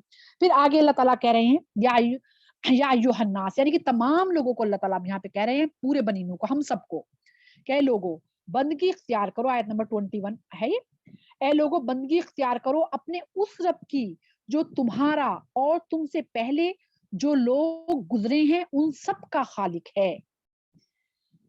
ये तो कोई समझाने की जरूरत नहीं है कि अल्लाह ताला जब से, मतलब ये दुनिया बनी भी नहीं थी, अल्लाह ताला तब से खालिक है, क्योंकि हमसे पहले जन्नत बन चुकी थी, क्योंकि हजरत आदम अलैहिस्सलाम को अल्लाह ने जन्नत में रखा था। उसके अलावा तमाम कायनात, ये आसमान सब कुछ बन चुका था उससे पहले। सबको खालिक, सबका जो खालिक है वो अल्लाह ताला है। इस दुनिया को भी उसने बनाया, हमें उसने बनाया, हमारे लिए हर चीज उसने बनाई है। तो अल्लाह ताला यहाँ कह रहे हैं उसकी बंदगी इख्तियार करो, जो खालिक जिसने सब कुछ तुम्हें दिया है।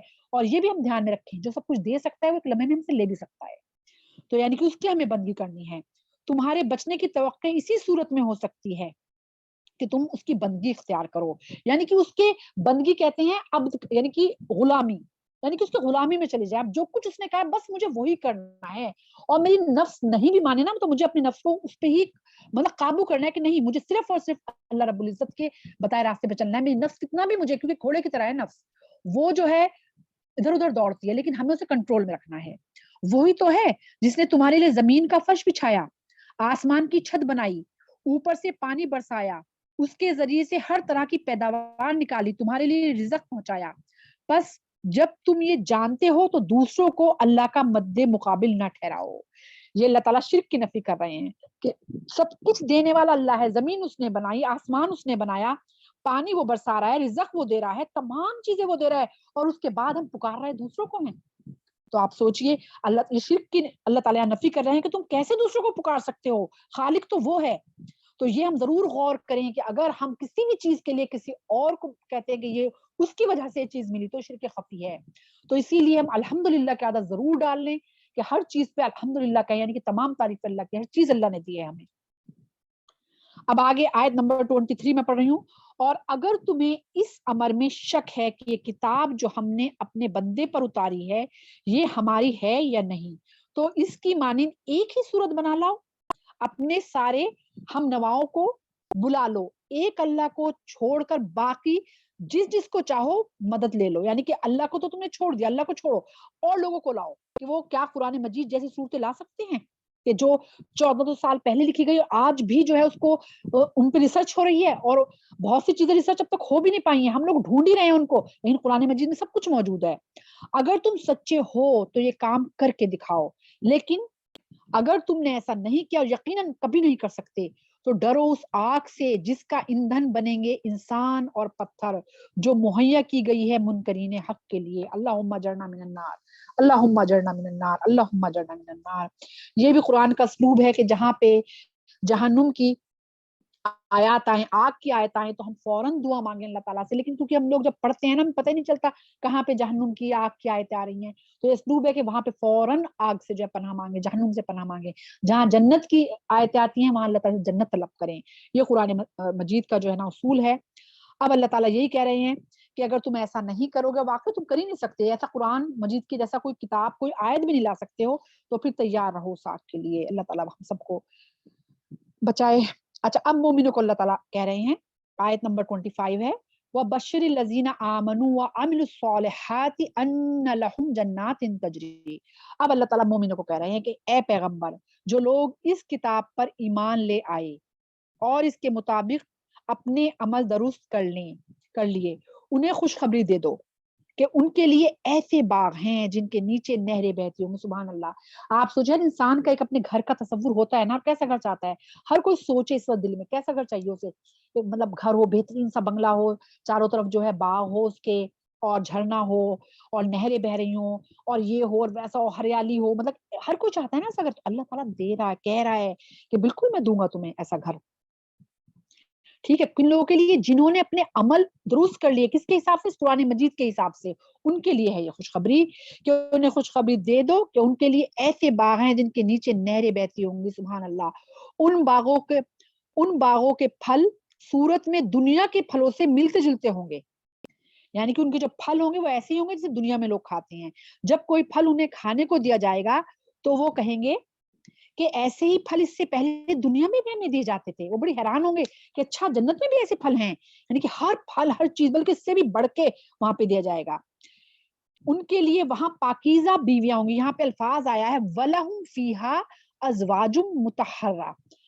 تو دیکھیے ازواج کے جو معنی ہے نا وہ آئے ہیں، جب ایک مرد ہے اس کی عورت کو اس کی زوجہ کہا جاتا ہے، اور ایک عورت کے شوہر کو اس کا زوج کہا جاتا ہے. یعنی کہ ازواج جو ہے نا وہ مرد اور عورت دونوں کے لیے استعمال ہوتا ہے، میاں اور بیوی دونوں کے لیے استعمال ہوتا ہے.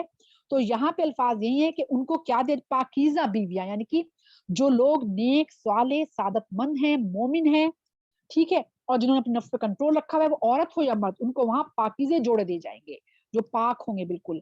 یا پھر ظاہر بات انسان اگر خواہش کرے گا کہ میری بیوی کو ہی ایک پاکیزہ بنا کے مجھے دے دے رہا ہے تو اللہ تعالیٰ دے گا.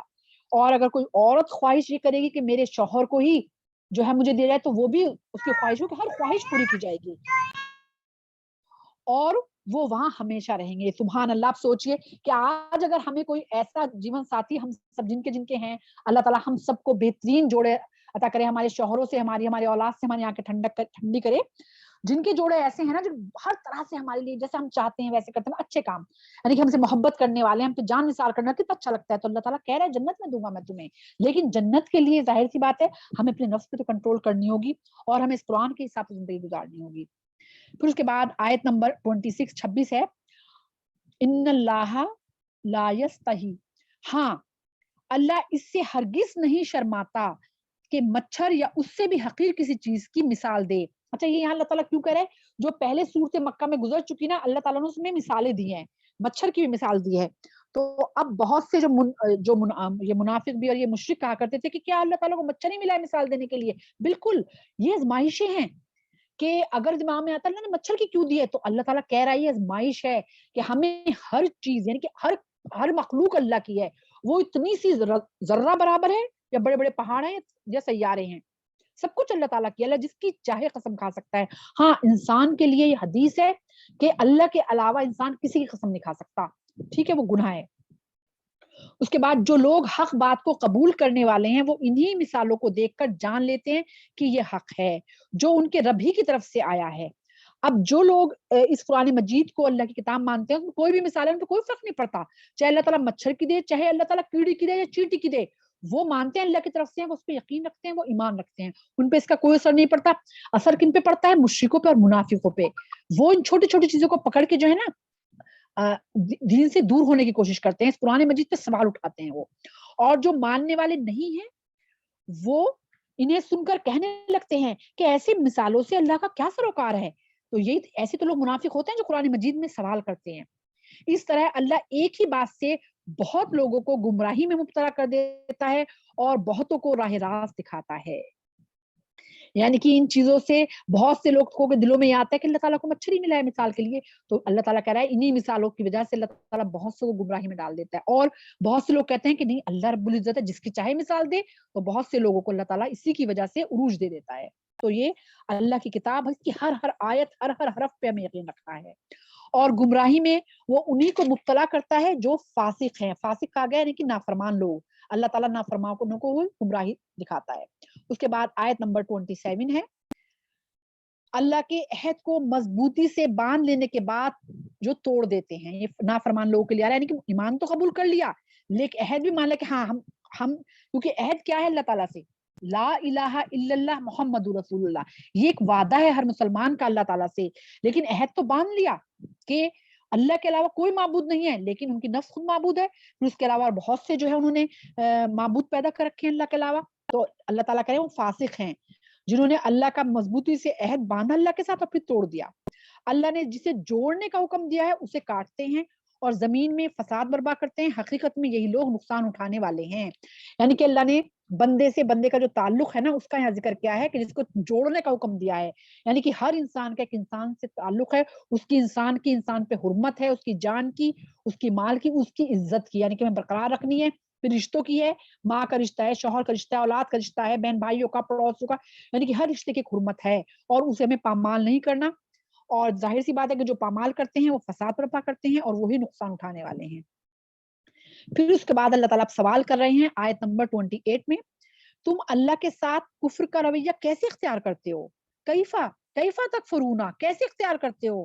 کیفا تکفرون باللہ، اللہ تعالیٰ پوچھ رہے ہیں کہ تم اللہ کے ساتھ کفر کا رویہ کیسے اختیار کرتے ہو، حالانکہ تم بے جان تھے، کچھ بھی نہیں تھے، تمہاری تو حیثیت ہی کچھ نہیں تھی، تم دنیا مطلب کچھ تھا ہی نہیں تمہارا وجود، اس نے تم کو زندگی عطا کی، پھر وہی تمہاری جان سلب کر لے گا، یعنی کہ جب موت آئے گی اللہ کے حکم سے آئے گی، ایک لمحہ بھی ہم اپنے آپ زندہ نہیں رہ سکتے، پھر وہی تمہیں دوبارہ زندگی عطا کرے گا، یعنی کہ آخرت کی ہے کہ جب قیامت آ جائے گی اس کے بعد پھر سے وہ تمہیں اٹھائے گا، پھر اسی کی طرف تمہیں پلٹ کر جانا ہے، یعنی کہ جب یوم محشر میں سب کو اکٹھا کیا جائے گا تو اس کا ذکر آ رہا ہے کہ پھر وہی تمہیں اکٹھا کرے گا، وہی تو ہے جس نے تمہارے لیے زمین کی ساری چیزیں پیدا کی، پھر اوپر کی طرف توجہ فرمائی اور 7 آسمان بنائے، اور وہ ہر چیز کا علم رکھنے والا ہے، یعنی کہ اللہ تعالیٰ ہر چیز کا علم رکھتا ہے۔ ہم لوگ سوچتے ہیں نا کہ جو ہم سوچ رہے ہیں ہم چپ چاپ کر رہے ہیں، چھپ کے کر رہے ہیں، کوئی نہیں دیکھ رہا، لیکن ہمارا رب تو دیکھ رہا ہے نا، اللہ کو ہر چیز کا علم ہے، وہ غفور الرحیم ہے، اور وہی اللہ تعالیٰ علیم ہے، سب کچھ جانتا ہے۔ جو لوگ دوسرے لوگوں سے کہتے ہیں نا کہ ہمارے لیے دعا کر دو اللہ کو، اللہ تعالیٰ کو تو پتا ہے نا کہ مجھے کیا چاہیے، میں خود مانگوں۔ جب ہم دوسروں سے کہتے ہیں تو ہم نے اللہ کو علیم نہیں جانا، اور اللہ تعالیٰ کیا کہ میں علیم ہوں، میں سب کچھ جانتا ہوں۔ پھر اس کے بعد اگلی آیت آتی ہے آیت نمبر 30، پھر ذرا اس وقت کا تصور کرو جب تمہارے رب نے فرشتوں سے کہا تھا، اب یہاں پہ حضرت آدم علیہ السلام کی تخلیق جو کی ہے اللہ تعالیٰ نے اس کا ذکر آ رہا ہے، آیت نمبر 30 سے جو ہے شروع ہوا ہے کہ اللہ تعالیٰ کہہ رہے ہیں کہ پھر ذرا اس وقت کا تصور کرو کہ جب تمہارے رب نے فرشتوں سے کہا تھا کہ میں زمین میں خلیفہ بنانے والا ہوں۔ خلیفہ، اب خلیفہ کے معنی کیا ہے؟ یعنی کہ اقتدار ہوتا ہے اس کا، وہ جو چاہے وہ کر سکتا ہے خلیفہ، یعنی کہ میں کہہ رہی ہوں کہ دنیا مطلب دینی طور پہ بلکہ دنیاوی طور پہ وہ جو حکم دے گا وہی مانا جائے گا، یعنی کہ اسے اللہ نے اتنا عقل اور شعور دی ہوتی ہے کہ وہ ایک سلطنت ہوتی ہے، وہ اس کا خلیفہ ہوتا ہے، تو اللہ کہہ رہا ہے میں زمین کا خلیفہ بنا رہا ہوں اس کو۔ تو اب فرشتوں سے اللہ نے بتایا، تو فرشتے تو حیران ہیں کیونکہ فرشتے جو ہیں انہیں تو اللہ نے جو فیڈ کیا نا فرشتوں کے اندر وہ اس طرح کیا ہے کہ صرف وہ انہیں حکم دیا جائے گا اور وہ اس کو مانیں گے بس. ان کو یہ نہیں دیا کہ ان کو سوچ سمجھ کے انہیں کہ تم اپنے آپ یہ چیز کرو بس میں تمہیں بتا دوں گا اس راستہ, نہیں, انہیں صرف حکم اللہ تعالیٰ اور وہ اسے مانیں گے بس. تو انہیں بڑی حیرانی ہو رہی ہے کہ خلیفہ کے مطلب وہ سب کچھ وہ خود کریں گے, ان کے اختیار میں ہوگا.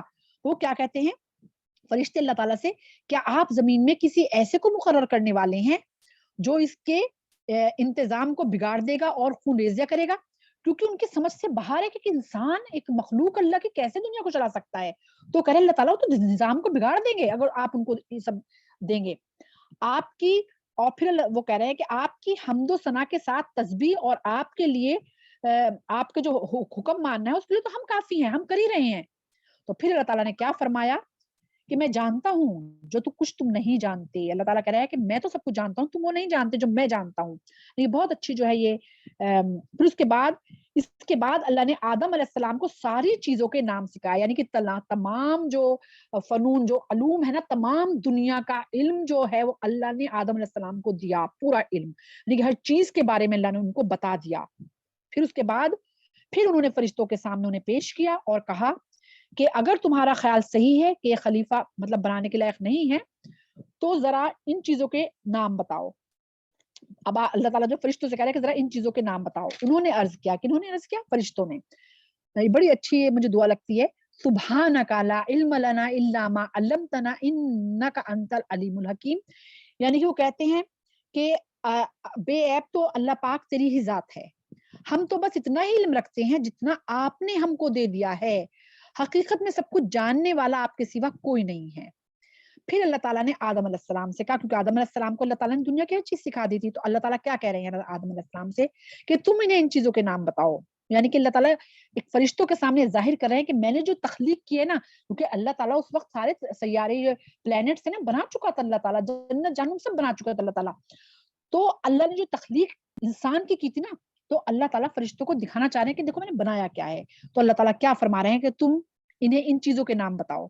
تو جب اس نے ان کو ان سب کے نام بتا دیے تو اللہ نے فرمایا, جب پھر حضرت آدم علیہ السلام نے ہر چیز کے بارے میں جب بتا دیا فرشتوں کو, تو اللہ تعالیٰ نے فرمایا میں نے تم سے کہا نہ تھا کہ میں آسمان اور زمین کی وہ ساری حقیقت جانتا ہوں جو تم سے چھپی ہوئی ہے. جو کچھ تم ظاہر کرتے ہو وہ بھی مجھے معلوم ہے, اور جو کچھ تم چھپاتے ہو اسے بھی میں جانتا ہوں. انسانوں کے لیے بھی ہے, یہاں پہ مخاطب اللہ تعالیٰ فرشتوں سے ہے, لیکن انسانوں کے لیے بھی ہے کہ جو کچھ کھلا ہے وہ بھی اللہ کو پتا ہے, جو کچھ چھپا ہے وہ بھی اللہ کو پتا ہے, جو کچھ میں ظاہر کرتی ہوں کہ میں ایسی ہوں وہ بھی اللہ کو پتا ہے, اور جو میرے اندر دل میں ہے اللہ کو وہ بھی پتا ہے, ہم سب کو. تو ہم سب ہر وقت اپنے دلوں کو ضرور چیک کرتے رہیں, کیونکہ اللہ کو تو پتا ہے نا سب کچھ. اس کے بعد اگلی آیت ہے آیت نمبر 34 کہ پھر جب ہم نے فرشتوں کو حکم دیا کہ آدم کے آگے جھک جاؤ تو سب جھک گئے. یعنی کہ تعظیمی سجدہ تھا یہ, اور اس میں کوئی سجدہ کروانا مقصد نہیں تھا, بلکہ اللہ کا حکم ماننا تھا. اس میں مین کہ اللہ کا حکم ماننا تھا کہ اللہ جو بھی حکم دے. اب اگر اللہ نے کہا ہے کہ جھک جاؤ تو انہیں جھکنا تھا, اور وہ جھک گئے. مگر ابلیس نے انکار کیا. ابلیس کون تھا؟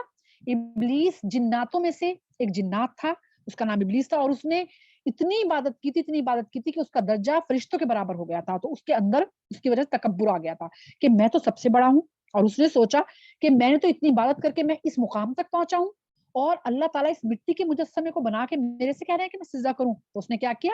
اس نے اس کا سجدہ نہیں کیا. وہ اپنی بڑائی میں کے گھمنڈ میں آ گیا تھا اور نافرمانوں میں شامل ہو گیا, جو وہ تھا ابلیس.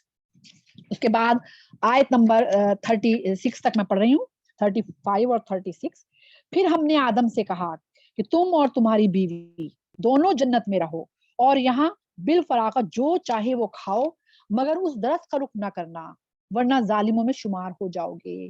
تو یہ بھی ایک حکم تھا, کوئی درخت ایسا نہیں تھا خاص کہ اسے کھانے سے, وہ اللہ کا ایک حکم تھا, وہ ماننا تھا ہر حال میں. ٹھیک ہے, کوئی درخت تھا, اس کا کوئی پھل تھا, اللہ نے اسے منع کیا, تو وہ حکم ماننا جو تھا وہ دونوں پہ فرض تھا. آخر کار شیطان نے ان دونوں کو اس درخت کی ترغیب دی کہ, اور اب ترغیب کیا دی؟ ترغیب دیکھیں, یہ سارا قصہ ہے نا, ہم سوچتے ہیں کہ آدم علیہ السلام نے شیطان کی بات مان لی اور پھل, دراصل ایک چیز آگے آ رہی ہے, وہ انشاءاللہ اگلی آیت میں آ رہی ہے, وہ میں بتاؤں گی. اس کی وجہ سے یہ سارا سلسلہ چل رہا ہے کہ انہوں نے ترغیب دی اور اللہ تعالیٰ انہیں اللہ کے حکم سے جو ہے پیروی سے ہٹا دیا, اور انہیں اس حالت سے نکلوا کر چھوڑا جس میں وہ تھے، یعنی کہ اللہ نے انہیں جنت میں رکھا ہوا تھا، ان کا لباس جو تھا وہ ختم ہو گیا جب انہوں نے وہ پھل کھایا. ہم نے ان کو حکم دیا کہ اب تم سب یہاں سے اتر جاؤ، تم ایک دوسرے کے دشمن ہو. کون کسے کہا ایک دوسرے کے دشمن؟ شیطان اور انسان، ان دونوں کو کہا ہے تم دونوں ایک دوسرے کے دشمن ہو. ٹھیک ہے. اب جو ہے بہت سے لوگوں کو دیکھیے یہ غلط فہمی ہے کہ اللہ تعالیٰ نے سزا کے طور پہ حضرت آدم علیہ السلام کو دنیا میں اتارا تھا. نہیں، قرآن مجید میں آگے آ جاتا ہے کہ اللہ نے بنایا ہی انسان کو دنیا میں بھیجنے کے لیے تھا، اسی لیے دنیا سے مٹی منگائی تھی. اللہ نے حضرت آدم علیہ السلام کی توبہ پہلے قبول کر لی تھی، اس کے بعد دنیا میں بھیجا تھا. یعنی کہ سزا نہیں دی تھی، نعوذ باللہ. بہت سے لوگ تو سزا کے طور پہ بھیجا، نہیں، بلکہ اللہ نے بنایا ہی ان کو دنیا کے لیے تھا. کیونکہ پہلے جو آیا نا کہ دنیا کا خلیفہ بنا رہا ہوں، تو اس سے پہلے اللہ نے کہہ دیا تھا. جو پہلے آیت گزری ہے، ابھی آپ کے سامنے گزری ہے نا کہ میں نے زمین کا ایک خلیفہ بنایا ہے، تو خلیفہ تو پہلے بنا چکے تھے اللہ تعالیٰ. تو یہ سزا نہیں تھی، بلکہ یہ تو بھیجنا ہی تھا. کیونکہ بہت غلط فہمی ہے لوگوں کو کہ سزا کے طور پہ جو ہے وہ دنیا میں بھیجا گیا تھا. نہیں، سزا تو وہ تو توبہ انہوں نے کر لی تھی، جو بھی آیت آ رہی ہے. اور تمہیں خاص وقت تک زمین میں ٹھہرنا ہے اور وہیں گزر بسر کرنی ہے. اس وقت آدم علیہ السلام نے اپنے رب سے چند کلمات سیکھ کر توبہ کی. اب یہ سب سے پہلی جو عبادت تھی نا وہ توبہ تھی، اور اللہ تعالیٰ کو توبہ بے حد پسند ہے، بے حد پسند ہے. اور اللہ تعالیٰ یہاں تک کہتا ہے کہ اگر بندے توبہ کرنا چھوڑ دیں تو میں پوری اس امت کو ختم کر کے نئی امت لے آؤں گا. یعنی کہ توبہ اتنی پسند ہے اللہ تعالیٰ کو. اور یہ سب کچھ جو ہوا ہے نا، جتنی توبہ کے کلمات تھے نا، ان کے لیے ہوا ہے کہ اللہ نے جو اللہ کو یہ عبادت پسند ہے، تو یہ عبادت حضرت آدم علیہ السلام سے اللہ تعالیٰ نے کروائی. تو آپ نے توبہ کی اور اللہ تعالیٰ نے اس توبہ کو قبول کر لیا، جس کا اس کے رب نے قبول کر لی جس کو. اب آیت نمبر جو ہے نا فَطَلَّقَ آدَمَ مِن رَبِّهِ كَلِمَاتٍ فَتَابَ عَلَيْهِ. اب یہ آیت نمبر چل رہی ہے 30. اب میں 39 تک پڑھ لوں، 38 اور 39. اس وقت آدم نے اپنے رب سے چند کلمات سیکھ کر توبہ کی. اور ہمیں بھی بہت زیادہ توبہ کرنی چاہیے، کیونکہ اللہ کو توبہ بہت پسند ہے. اور دیکھیں ہر انسان خطا کار ہے، کوئی انسان ایسا نہیں ہے، کتنا بھی بڑا اولیاء بھی ہو، کوئی پیر ہو، کوئی کتنا بھی بڑا ہو، لیکن کوئی انسان ایسا نہیں جو خطا کار نہ ہو. ہر انسان سے خطا ہوئی ہے. تو توبہ کے دروازے تو ہر وقت کھلے ہیں. تو اسی لیے ہمیں بہت زیادہ اللہ سے توبہ کرنی چاہیے. نبی کریم صلی اللہ علیہ وسلم تک کہتے تھے کہ میں دن میں 100 بار، اور کہیں کسی حدیث میں آتا ہے 70 بار اللہ سے توبہ کرتا ہوں. کیا آپ سے کوئی غلطی ہو سکتی تھی؟ نہیں. لیکن ایک عبادت ہے توبہ، جو بہترین عبادت ہے اور اللہ کو بہت پسند ہے. تو اسی لیے ہمیں بہت زیادہ توبہ کرنی چاہیے، جس کو اس سے رب نے قبول کر لیا، کیونکہ وہ بڑا معاف کرنے والا اور بہت رحم کرنے والا ہے. اللہ نے کہا نا کہ میں غفور رحیم ہوں. تو توبہ کریں گے تو انشاءاللہ ہم اللہ تعالیٰ ہمیں معاف کرے گا. ہم نے کہا سب یہاں سے اتر جاؤ. یہ اب اللہ تعالیٰ کہہ رہے ہیں کہ ہم نے کہا کہ تم سب یہاں سے اتر جاؤ، پھر جو میری طرف سے کوئی ہدایت تمہارے پاس پہنچے تو جو لوگ میری اس ہدایت کی پیروی کریں گے ان کے لیے کسی خوف اور رنج کا موقع نہیں ہوگا. ہدایت کیا؟ یعنی کہ جو نبی آئیں گے پے در پے کے بعد، ایک جو نبی آئیں گے نا وہ اللہ کی ہدایت لے کے آئیں گے. یعنی کہ یا تو کتابیں آئیں گی یا صحیفے آئیں گے، اور پھر ظاہر سی بات ہے ان کی اپنی سنتیں ہوں گی جو اللہ کے ہی بتائے ہوئے حساب سے ہوں گی، حدیثیں ہوں گی. وہ ہدایت کا راستہ ہوگا جو اب ہم نبی کریم دیکھیں. جب حضرت ابراہیم علیہ السلام آئے تو اس وقت کا دین تھا. اس کے بعد حضرت اسحاق آئے، حضرت عیسیٰ آئے، حضرت اسماعیل آئے، حضرت موسیٰ، حضرت یونس، حضرت جتنے بھی پیغمبر آئے نا وہ اللہ تعالیٰ کی طرف سے پیغامات لے کے آئے. ٹھیک ہے. اور وہ جو پیغامات تھے وہ دنیا کو بتا رہے تھے. کچھ کو زبانی بتانے تھے، اور کچھ کو اوپر اللہ نے صحیفے اتارے اور 4 کتابیں اتاری اللہ تعالیٰ نے. تو اللہ تعالیٰ کہہ رہے ہیں جو ان کتابوں کی، جو میں نے ہدایت اتاری ہے، جو اس کی پیروی کرے گا تو اسے اب کچھ ڈرنے کی ضرورت نہیں ہے، کیونکہ دنیا میں بھی اس کی بھلائی ہے اور آخرت میں بھی. سکون ضرور ہے دنیا میں. دیکھیں بہت سی چیزیں دنیا کا جو مال اور دولت ہے نا، ہم لوگ سوچتے ہیں کہ وہ ملے گا. نہیں، مال دولت کا اللہ نے وعدہ نہیں کیا، وہ تو محنت کرنے سے ملے گا. اللہ نے وعدہ آخرت کا کیا ہے. جب ہم اس ہدایت کے حساب سے زندگی گزاریں گے تو آخرت میں ہمیں کامیابی ملے گی. اور مین کامیابی تو آخرت کی ہی ہے، یہ زندگی تو چند لمحوں کی ہے. تو اللہ تعالیٰ فرما رہے ہیں جو اس ہدایت کے حساب سے زندگی گزارے گا تو اب اسے کچھ خوف نہیں کرنا چاہیے. انشاءاللہ اس کے لیے جنت ہے انشاءاللہ. اور جو اس کو قبول کرنے سے انکار کر دیں گے، وہ ہماری آیت کو جھٹلائیں گے، وہ آگ میں جانے والے لوگ ہیں جہاں وہ ہمیشہ رہیں گے. اللہم اجرنا من النار، اللہم اجرنا من النار، اللہم اجرنا من النار. کہ وہ ہمیشہ رہیں گے جو یہ اللہ تعالیٰ سے. اب ہمارے پاس تو قرآن مجید ہے نا، ہم اس قرآن مجید کو ہی کہیں گے کتاب، یہ ہدایت والی کتاب ہے. اب اگر ہم اس کے کوئی بھی چیز ماننے سے انکار کر دیں کہ نہیں ہم نہیں کر سکتے، مشکل ہے، آج کے زمانے کے حساب سے نہیں ہے، تو پھر ہم نے اس کو جھٹلایا. یہ تو قیامت تک کے لیے اتری ہے نا کتاب. تو پھر ہم لوگ اللہ سے معافی مانگیں، اس کے حساب سے اپنی زندگی کو گزاریں. اب اگلا جو ہے رکوع ہمارا شروع ہوتا ہے آیت نمبر 40 سے پڑھتی ہوں. تقریباً یہ ہے پڑھ رہی ہوں میں 40 سے 46 تک. اس میں اب اللہ تعالیٰ بنی اسرائیل کون؟ جو یہودی تھے. اب اللہ تعالیٰ یہودیوں سے جو ہے مخاطب ہے. بنی اسرائیل جن کا قرآن میں بار بار ذکر آئے گا بنی اسرائیل کہہ کے، یا بنی اسرائیل اذکروا نعمتی التی انعمت علیکم. یہ ہے نا، یہ بنی اسرائیل یہودیوں کے لیے ہے. اے بنی اسرائیل ذرا خیال کرو میری اس نعمت کا جو میں نے تم کو عطا کی. کون سی نعمت؟ سب سے پہلی نعمت تو یہی کی اللہ تعالیٰ نے کہ دیکھیں سارے جو نبی تھے نا وہ حضرت اسحاق کی اولاد سے آئے، جنہیں بنی اسرائیل کہا گیا ہے. حضرت اسحاق کی اولاد سے آئے سارے نبی.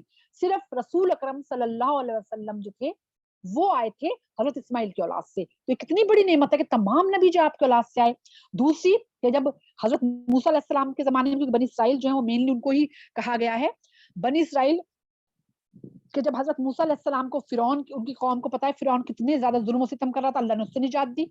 اس کے بعد جب آپ ایک نئی جگہ پہنچے وہاں پانی کا انتظام کیا، ان کے کھانے کے لیے منسلوا کا انتظام کیا، ان کو بادشاہت دی، ان کو کتاب دی، ان کو نبی دیے دو ایک وقت میں حضرت موسیٰ اور حضرت ہارون. یعنی کہ اتنی نعمتیں اللہ تعالیٰ نے پے در پہ ان کو عطا دی. تو اللہ تعالیٰ کیا کرے، ذرا خیال کرو میری نعمتوں کا جو میں نے عطا کی. میرے ساتھ تمہارا جو عہد تھا، کیا عہد تھا؟ یہودیوں نے کیا عہد کیا تھا؟ یہ عہد کیا تھا کہ جو اللہ کی طرف سے کتاب نازل ہوئی ہم اس کے حساب سے زندگی گزاریں گے، جو کہ ہم نے بھی عہد کیا اللہ تعالیٰ جب ہمیں لا الہ الا اللہ محمد رسول اللہ کا. تو یہ ہمارا عہد ہے کہ اللہ کے علاوہ کسی کو معبود نہیں منائیں گے اور رسول اکرم صلی اللہ علیہ وسلم کو پیغمبر مانیں گے. تو پیغام جب پیغمبر ہے کہ پیغام، اس پیغام کو مانیں گے، اس کے حساب سے زندگی گزاریں گے، یہ ہمارا عہد ہے. تو ہم بھی دیکھ لیں کہ ہم نے تو خدا نہ کرے کس چیز میں عہد نہیں توڑا اللہ تعالیٰ سے. غور کر لیں ہم اپنی زندگی پر. تو اللہ تعالیٰ کہہ رہے ہیں کہ میرے ساتھ تمہارا یہ عہد تھا کہ تم اس کتاب جو میں نے تمہیں کتاب نازل توریت جو دی ہے اس کے حساب سے زندگی گزارو گے. جو آگے انبیاء آئیں گے تم ان کی عزت کرو گے، ان کے مطلب کہے ہوئے راستے پہ چلو گے. لیکن کیا کیا تھا بنی اسرائیل نے؟ آگے جو انبیاء آئے بہت سے انبیاء ان کو قتل کر دیا، حضرت عزیر کو قتل کر دیا، بہت سے انبیاء قتل کیا. پھر توریت میں جو ہے پھر بدل دیا اس کو، اپنے حساب سے اس میں آیتیں ڈال دی. تو اب اسے تم، اللہ تعالیٰ کہہ رہے ہیں میرے ساتھ جو تمہارا عہد تھا اسے تم پورا کرو. تو میرا جو عہد تمہارے ساتھ تھا تو میں بھی اسے پورا کروں گا اور مجھ سے ہی ڈرو. کیا اللہ کا کہ اگر تم اس کتاب کے حساب سے زندگی گزارو گے تو تمہیں جنت ملے گی. تو اللہ تعالیٰ کہہ رہا ہے جب بھی تو پورا کروں گے تم میرا عہد کرو گے. یہ ہمارے اوپر بھی ہے، خالی بنی اسرائیل نہیں ہے کہ جب ہم لا الہ الا اللہ کے علاوہ کسی کو معبود نہیں مانیں گے، ہماری نفس جو ہے تابع ہوگی اس کے جو اللہ کے رسول لے کے آئے، تو پھر ہم نے عہد پورا کیا. اور اگر تو پھر اللہ بھی عہد پورا کرے گا کہ ہمیں جنت الفردوس دے گا. اور اگر ہم نے عہد توڑا تو ظاہر سی بات ہے پھر اللہ تعالیٰ نے کوئی وعدہ اللہ تعالیٰ ہمارے ساتھ پورا نہیں کرے گا. اور میں نے جو کتاب بھیجی ہے اس پر ایمان لاؤ. یہ اس کتاب کی تائید میں ہے جو تمہارے پاس پہلے سے موجود تھی. اب اللہ تعالیٰ کہہ رہے ہیں جو کتاب آئی ہے قرآن مجید کے بارے میں ہے کہ جو قرآن مجید آئی ہے یہ اسی کتاب کا سلسلے وار اگلا حصہ ہے. جو تمہارے پاس توریت ہے یہ قرآن مجید اس کا حصہ ہے. تم اس کے منکر نہ ہو جاؤ، تھوڑی قیمت میں میری آیت نہ بیچ ڈالو. تھوڑی قیمت کیا ہے؟ یعنی کہ دنیا یا خواہش جو تھی ان کی خواہش، انا، تکبر ان کا، اس کی تھوڑی سی قیمت تھی، اس کی وجہ سے انہوں نے کیا کیا؟ ایمان کو بیچ دیا. یعنی کہ وہ کس کتاب کو ماننے کو تیار نہیں ہوئے کہ کیوں سارے نبی تو ہماری قوم سے، ہماری نسل سے آئے، رسول اکرم صلی اللہ علیہ وسلم بنی اسماعیل سے آئے تو ہم ان کو نہیں مانتے. تو کیا کیا؟ تھوڑی سی قیمت یعنی کہ، اور پھر دنیا کی خواہشات. ہماری بھی تو آج یہی ہے نا کہ دنیا کی خواہش کی وجہ سے ہم نے دین کو چھوڑا ہوا ہے. تو یہ چھوٹی سی چیز کے لیے ہم نے اتنی بڑی چیز کو چھوڑ دیا ہے. تو اللہ تعالیٰ یہی کہہ رہے ہیں کہ تھوڑی سی قیمت پر ان آیتوں کو نہ بیچ ڈالو اور میرے غضب سے بچو. سچ کو جھوٹ میں نہ ملاؤ. یعنی کہ انہوں نے کیا کیا تھا؟ پوری کتاب کو خلط ملط کر دیا تھا. تو اللہ کہہ رہے سچ کو جھوٹ میں نہ ملاؤ اور نہ جانتے بوجھتے حق کو چھپانے کی کوشش کرو. جانتے بوجھتے یعنی کہ وہ پہچان گئے تھے کہ یہ نبی ہیں. یعنی کہ انہوں نے حضرت، میں بلکہ چھوٹا سا وہ بتاؤں گی کہ رسول اکرم صلی اللہ علیہ وسلم کی جو بیوی تھی جو پہلے یہودی تھی، حضرت صفیہ، اور وہاں کے مطلب سردار کی بیٹی تھی اور پھر ایمان لے آئی تھی. تو انہوں نے خود بتایا کہ میرے چچا رسول اکرم صلی اللہ علیہ وسلم مل کے آئے جب آپ مدینہ میں تشریف لائے، اور آ کے میرے مطلب والد سے کہہ رہے ہیں کہ ان کے ختم نبوت بھی ہے اور وہ جو ہیں وہ مطلب صدقہ نہیں لیتے، ہدیہ لیتے ہیں. وہ ساری مطلب ان کے اندر خوبیاں ہیں جو نبی میں ہوتی ہیں، لیکن ہم ان کو نبی تسلیم نہیں کریں گے. کیوں؟ کیونکہ وہ بنی اسماعیل سے آئے ہیں. بنی اسرائیل سے. سوچو اتنی سی چھوٹی سی بات کے لیے کتنا بڑا نقصان اٹھایا انہوں نے. یعنی کہ انہوں نے اپنے آپ کو جہنم میں جانے والوں میں گنا لیا صرف اپنے تکبر کی وجہ سے. پھر اللہ تعالیٰ کیا کریں؟ اور نہ جانتے بوجھتے حق کو چھپانے کی کوشش مت کرو. حق کو چھپا رہے تھے نا، ماننے کو تیار نہیں تھے. اپنے قوم کو یہی کہہ رہے تھے کہ نہیں یہ نبی نہیں ہے، جبکہ ان کو پتا تھا، جو ان کے پیشوا تھے نا انہیں پتا تھا کہ نبی ہیں. نماز قائم کرو، زکات دو. اب اللہ تعالیٰ جو ہے मुखातिब हैं नहीं, बनी इसराइल से कह रहे हैं कि जो अब यहूदियों से कह रहे हैं तो नमाज कायम करो, ज़कात दो, और जो लोग मेरे आगे झुक रहे हैं, रुकू में हैं, उनके साथ तुम भी झुक जाओ। यानी तौहीद के लिए अल्लाह ताला कह रहे हैं, यानी कि ये लोग तुम मेरे सामने झुक जाओ। तुम दूसरों को तो नेकी का रास्ता इख्तियार करने के लिए कहते हो मगर अपने आप को भूल जाते हो। ये इसलिए कहा जा रहा है कि जब तक नबी करीम सल्लल्लाहु अलैहि वसल्लम नहीं आए थे तो ये लोग नबी का इंतजार कर रहे थे और लोगों से कहते थे कि एक नबी और आएगा और एक किताब आएगी जो आखिरी किताब होगी, और मुस्तकिल दर्स दे रहे थे। लेकिन जब नबी करीम सल्लल्लाहु अलैहि वसल्लम आए तो उसके मुनकिर हो गए, सिर्फ इस वजह से क्योंकि वो उनकी कौम से नहीं थे। तो अल्लाह ताला यही कह रहे हैं कि तुम दूसरों को तो नेकी का हुक्म दे रहे थे और अपने आप को भूल जाते हो, हालांकि तुम किताब की तिलावत करते हो। यानी कि जो किताब पढ़ रहे थे उसमें सारी निशानियां मौजूद थी नबी करीम सल्लल्लाहु अलैहि वसल्लम की, लेकिन उसके बावजूद उन्होंने उसका इनकार किया। क्या तुम अकल से बिल्कुल ही काम नहीं लेते? फिर उसके बाद अल्लाह ताला एक बहुत अच्छी चीज ये जरूर लिखने वाली है, सबर और नमाज से मदद लो। अल्लाह ताला कह रहे हैं सुभान अल्लाह, यानी कि जब भी कोई मुश्किल आए दो चीजें, एक तो सबर करो उसके ऊपर कि हर परेशानी हर वक्त नहीं रहती, वो खत्म हो जाती है, और फिर कहीं से मदद लेनी नमाज से। रसूल अकरम सल्लल्लाहु अलैहि वसल्लम पे जब भी कोई परेशानी आती है फौरन दो नफले पढ़ने खड़े हो जाते। तो हमें भी चाहिए तो सबर करें और एक जरूर ज्यादा नहीं 2 नफलों की नियत बांधें और फिर अल्लाह के सामने सिजदे में परेशानी रखें कि अल्लाह ये परेशानी दूर कर दे और सबर करें। तो ये कुरान मजीद का एक डू जिसे मैंने कहा ना कि जो करने के काम है कि सबर और नमाज, अल्लाह ताला ने कहा है कि उसके जरिए तुम मुझसे मदद लो। बेशक नमाज एक सख्त मुश्किल काम है मगर उन फर्माबरदार बंदों के लिए मुश्किल नहीं है जो समझते हैं कि आखिरकार उन्हें अपने रब से मिलना है और उसी की तरफ पलट कर जाना है। क्योंकि जाहिर सी बात है कि नमाज जो है ना, जब इंसान नमाज पढ़ता है 5 वक्त की नमाज है, सुबह को मीठी मीठी नमाज, मीठी मीठी नींद छोड़नी पड़ती है, उठना पड़ता है नमाज के लिए। फिर जोहर में इंसान काम में लगा हुआ है अपने, उस वक्त नमाज पढ़नी पड़ रही है। फिर दोपहर में सोने लेटा है तो असर के लिए अल्लाह उठा रहा है। फिर मगरिब है, फिर ईशा, यानी कि नमाज जो है ना बहुत से लोगों पे मुश्किल, लेकिन जो अल्लाह को अपना रब मानते हैं, जो अल्लाह के महबूब बंदे हैं, जिनको जन्नत चाहिए, जिनको कामयाबी चाहिए आखिरत की, उनके लिए मुश्किल नहीं है नमाज। लेकिन और लोगों के लिए नमाज बड़ी मुश्किल लगती है। सुबह सुबह कौन उठे नमाज पढ़ने के लिए? अरे भाई इस वक्त तो काम का वक्त है, इस वक्त तो बहुत बिजी हैं। मतलब ऐसे लोग कहेंगे भाई बड़े परेशान है, कैसे नमाज पढ़ लें? उनकी समझ में ये नहीं आता परेशानी का हल ही नमाज है। तो अल्लाह ताला यही कह रहे हैं कि सख्त काम तो है नमाज, लेकिन फरमाबरदार बंदों के लिए मुश्किल नहीं है। कि जो अल्लाह के फरमाबरदार हैं उनके लिए 5 नमाजों में एक नमाज मुश्किल नहीं है, वो सारी नमाजें जो हैं वो टाइम पे अदा करते हैं। अल्हम्दुलिल्लाह अल्हम्दुलिल्लाह आज हमारा जो है रुबा पारा जो है वो पूरा हो गया है। आधा पारा इंशाल्लाह हम क्या करेंगे, क्योंकि आज हमें 2 सूरतों का जो था बाकायदा थोड़ी सी बताना था, उनके बारे में उनका इंट्रोडक्शन करना था, फिर आज की क्लास का इंट्रोडक्शन करना था। तो इसीलिए थोड़ा सा वक्त इसलिए ज्यादा रहा, इसलिए रुबा पारा हुआ। लेकिन इंशाल्लाह आइंदा हम आधा पारा जो है वो मानो से पढ़ेंगे। आज हमारा पूरा हो गया। आयत नंबर समझिए हमने 86 तक, यानी कि रुबा पारा 86 तक है, 46 तक, 46 तक हमने जो है पढ़ लिया है। 46 तक इंशाल्लाह अगली क्लास अगले इतवार को होगी, टाइम यही रहेंगे इंशाल्लाह, इससे आगे हम पढ़ेंगे।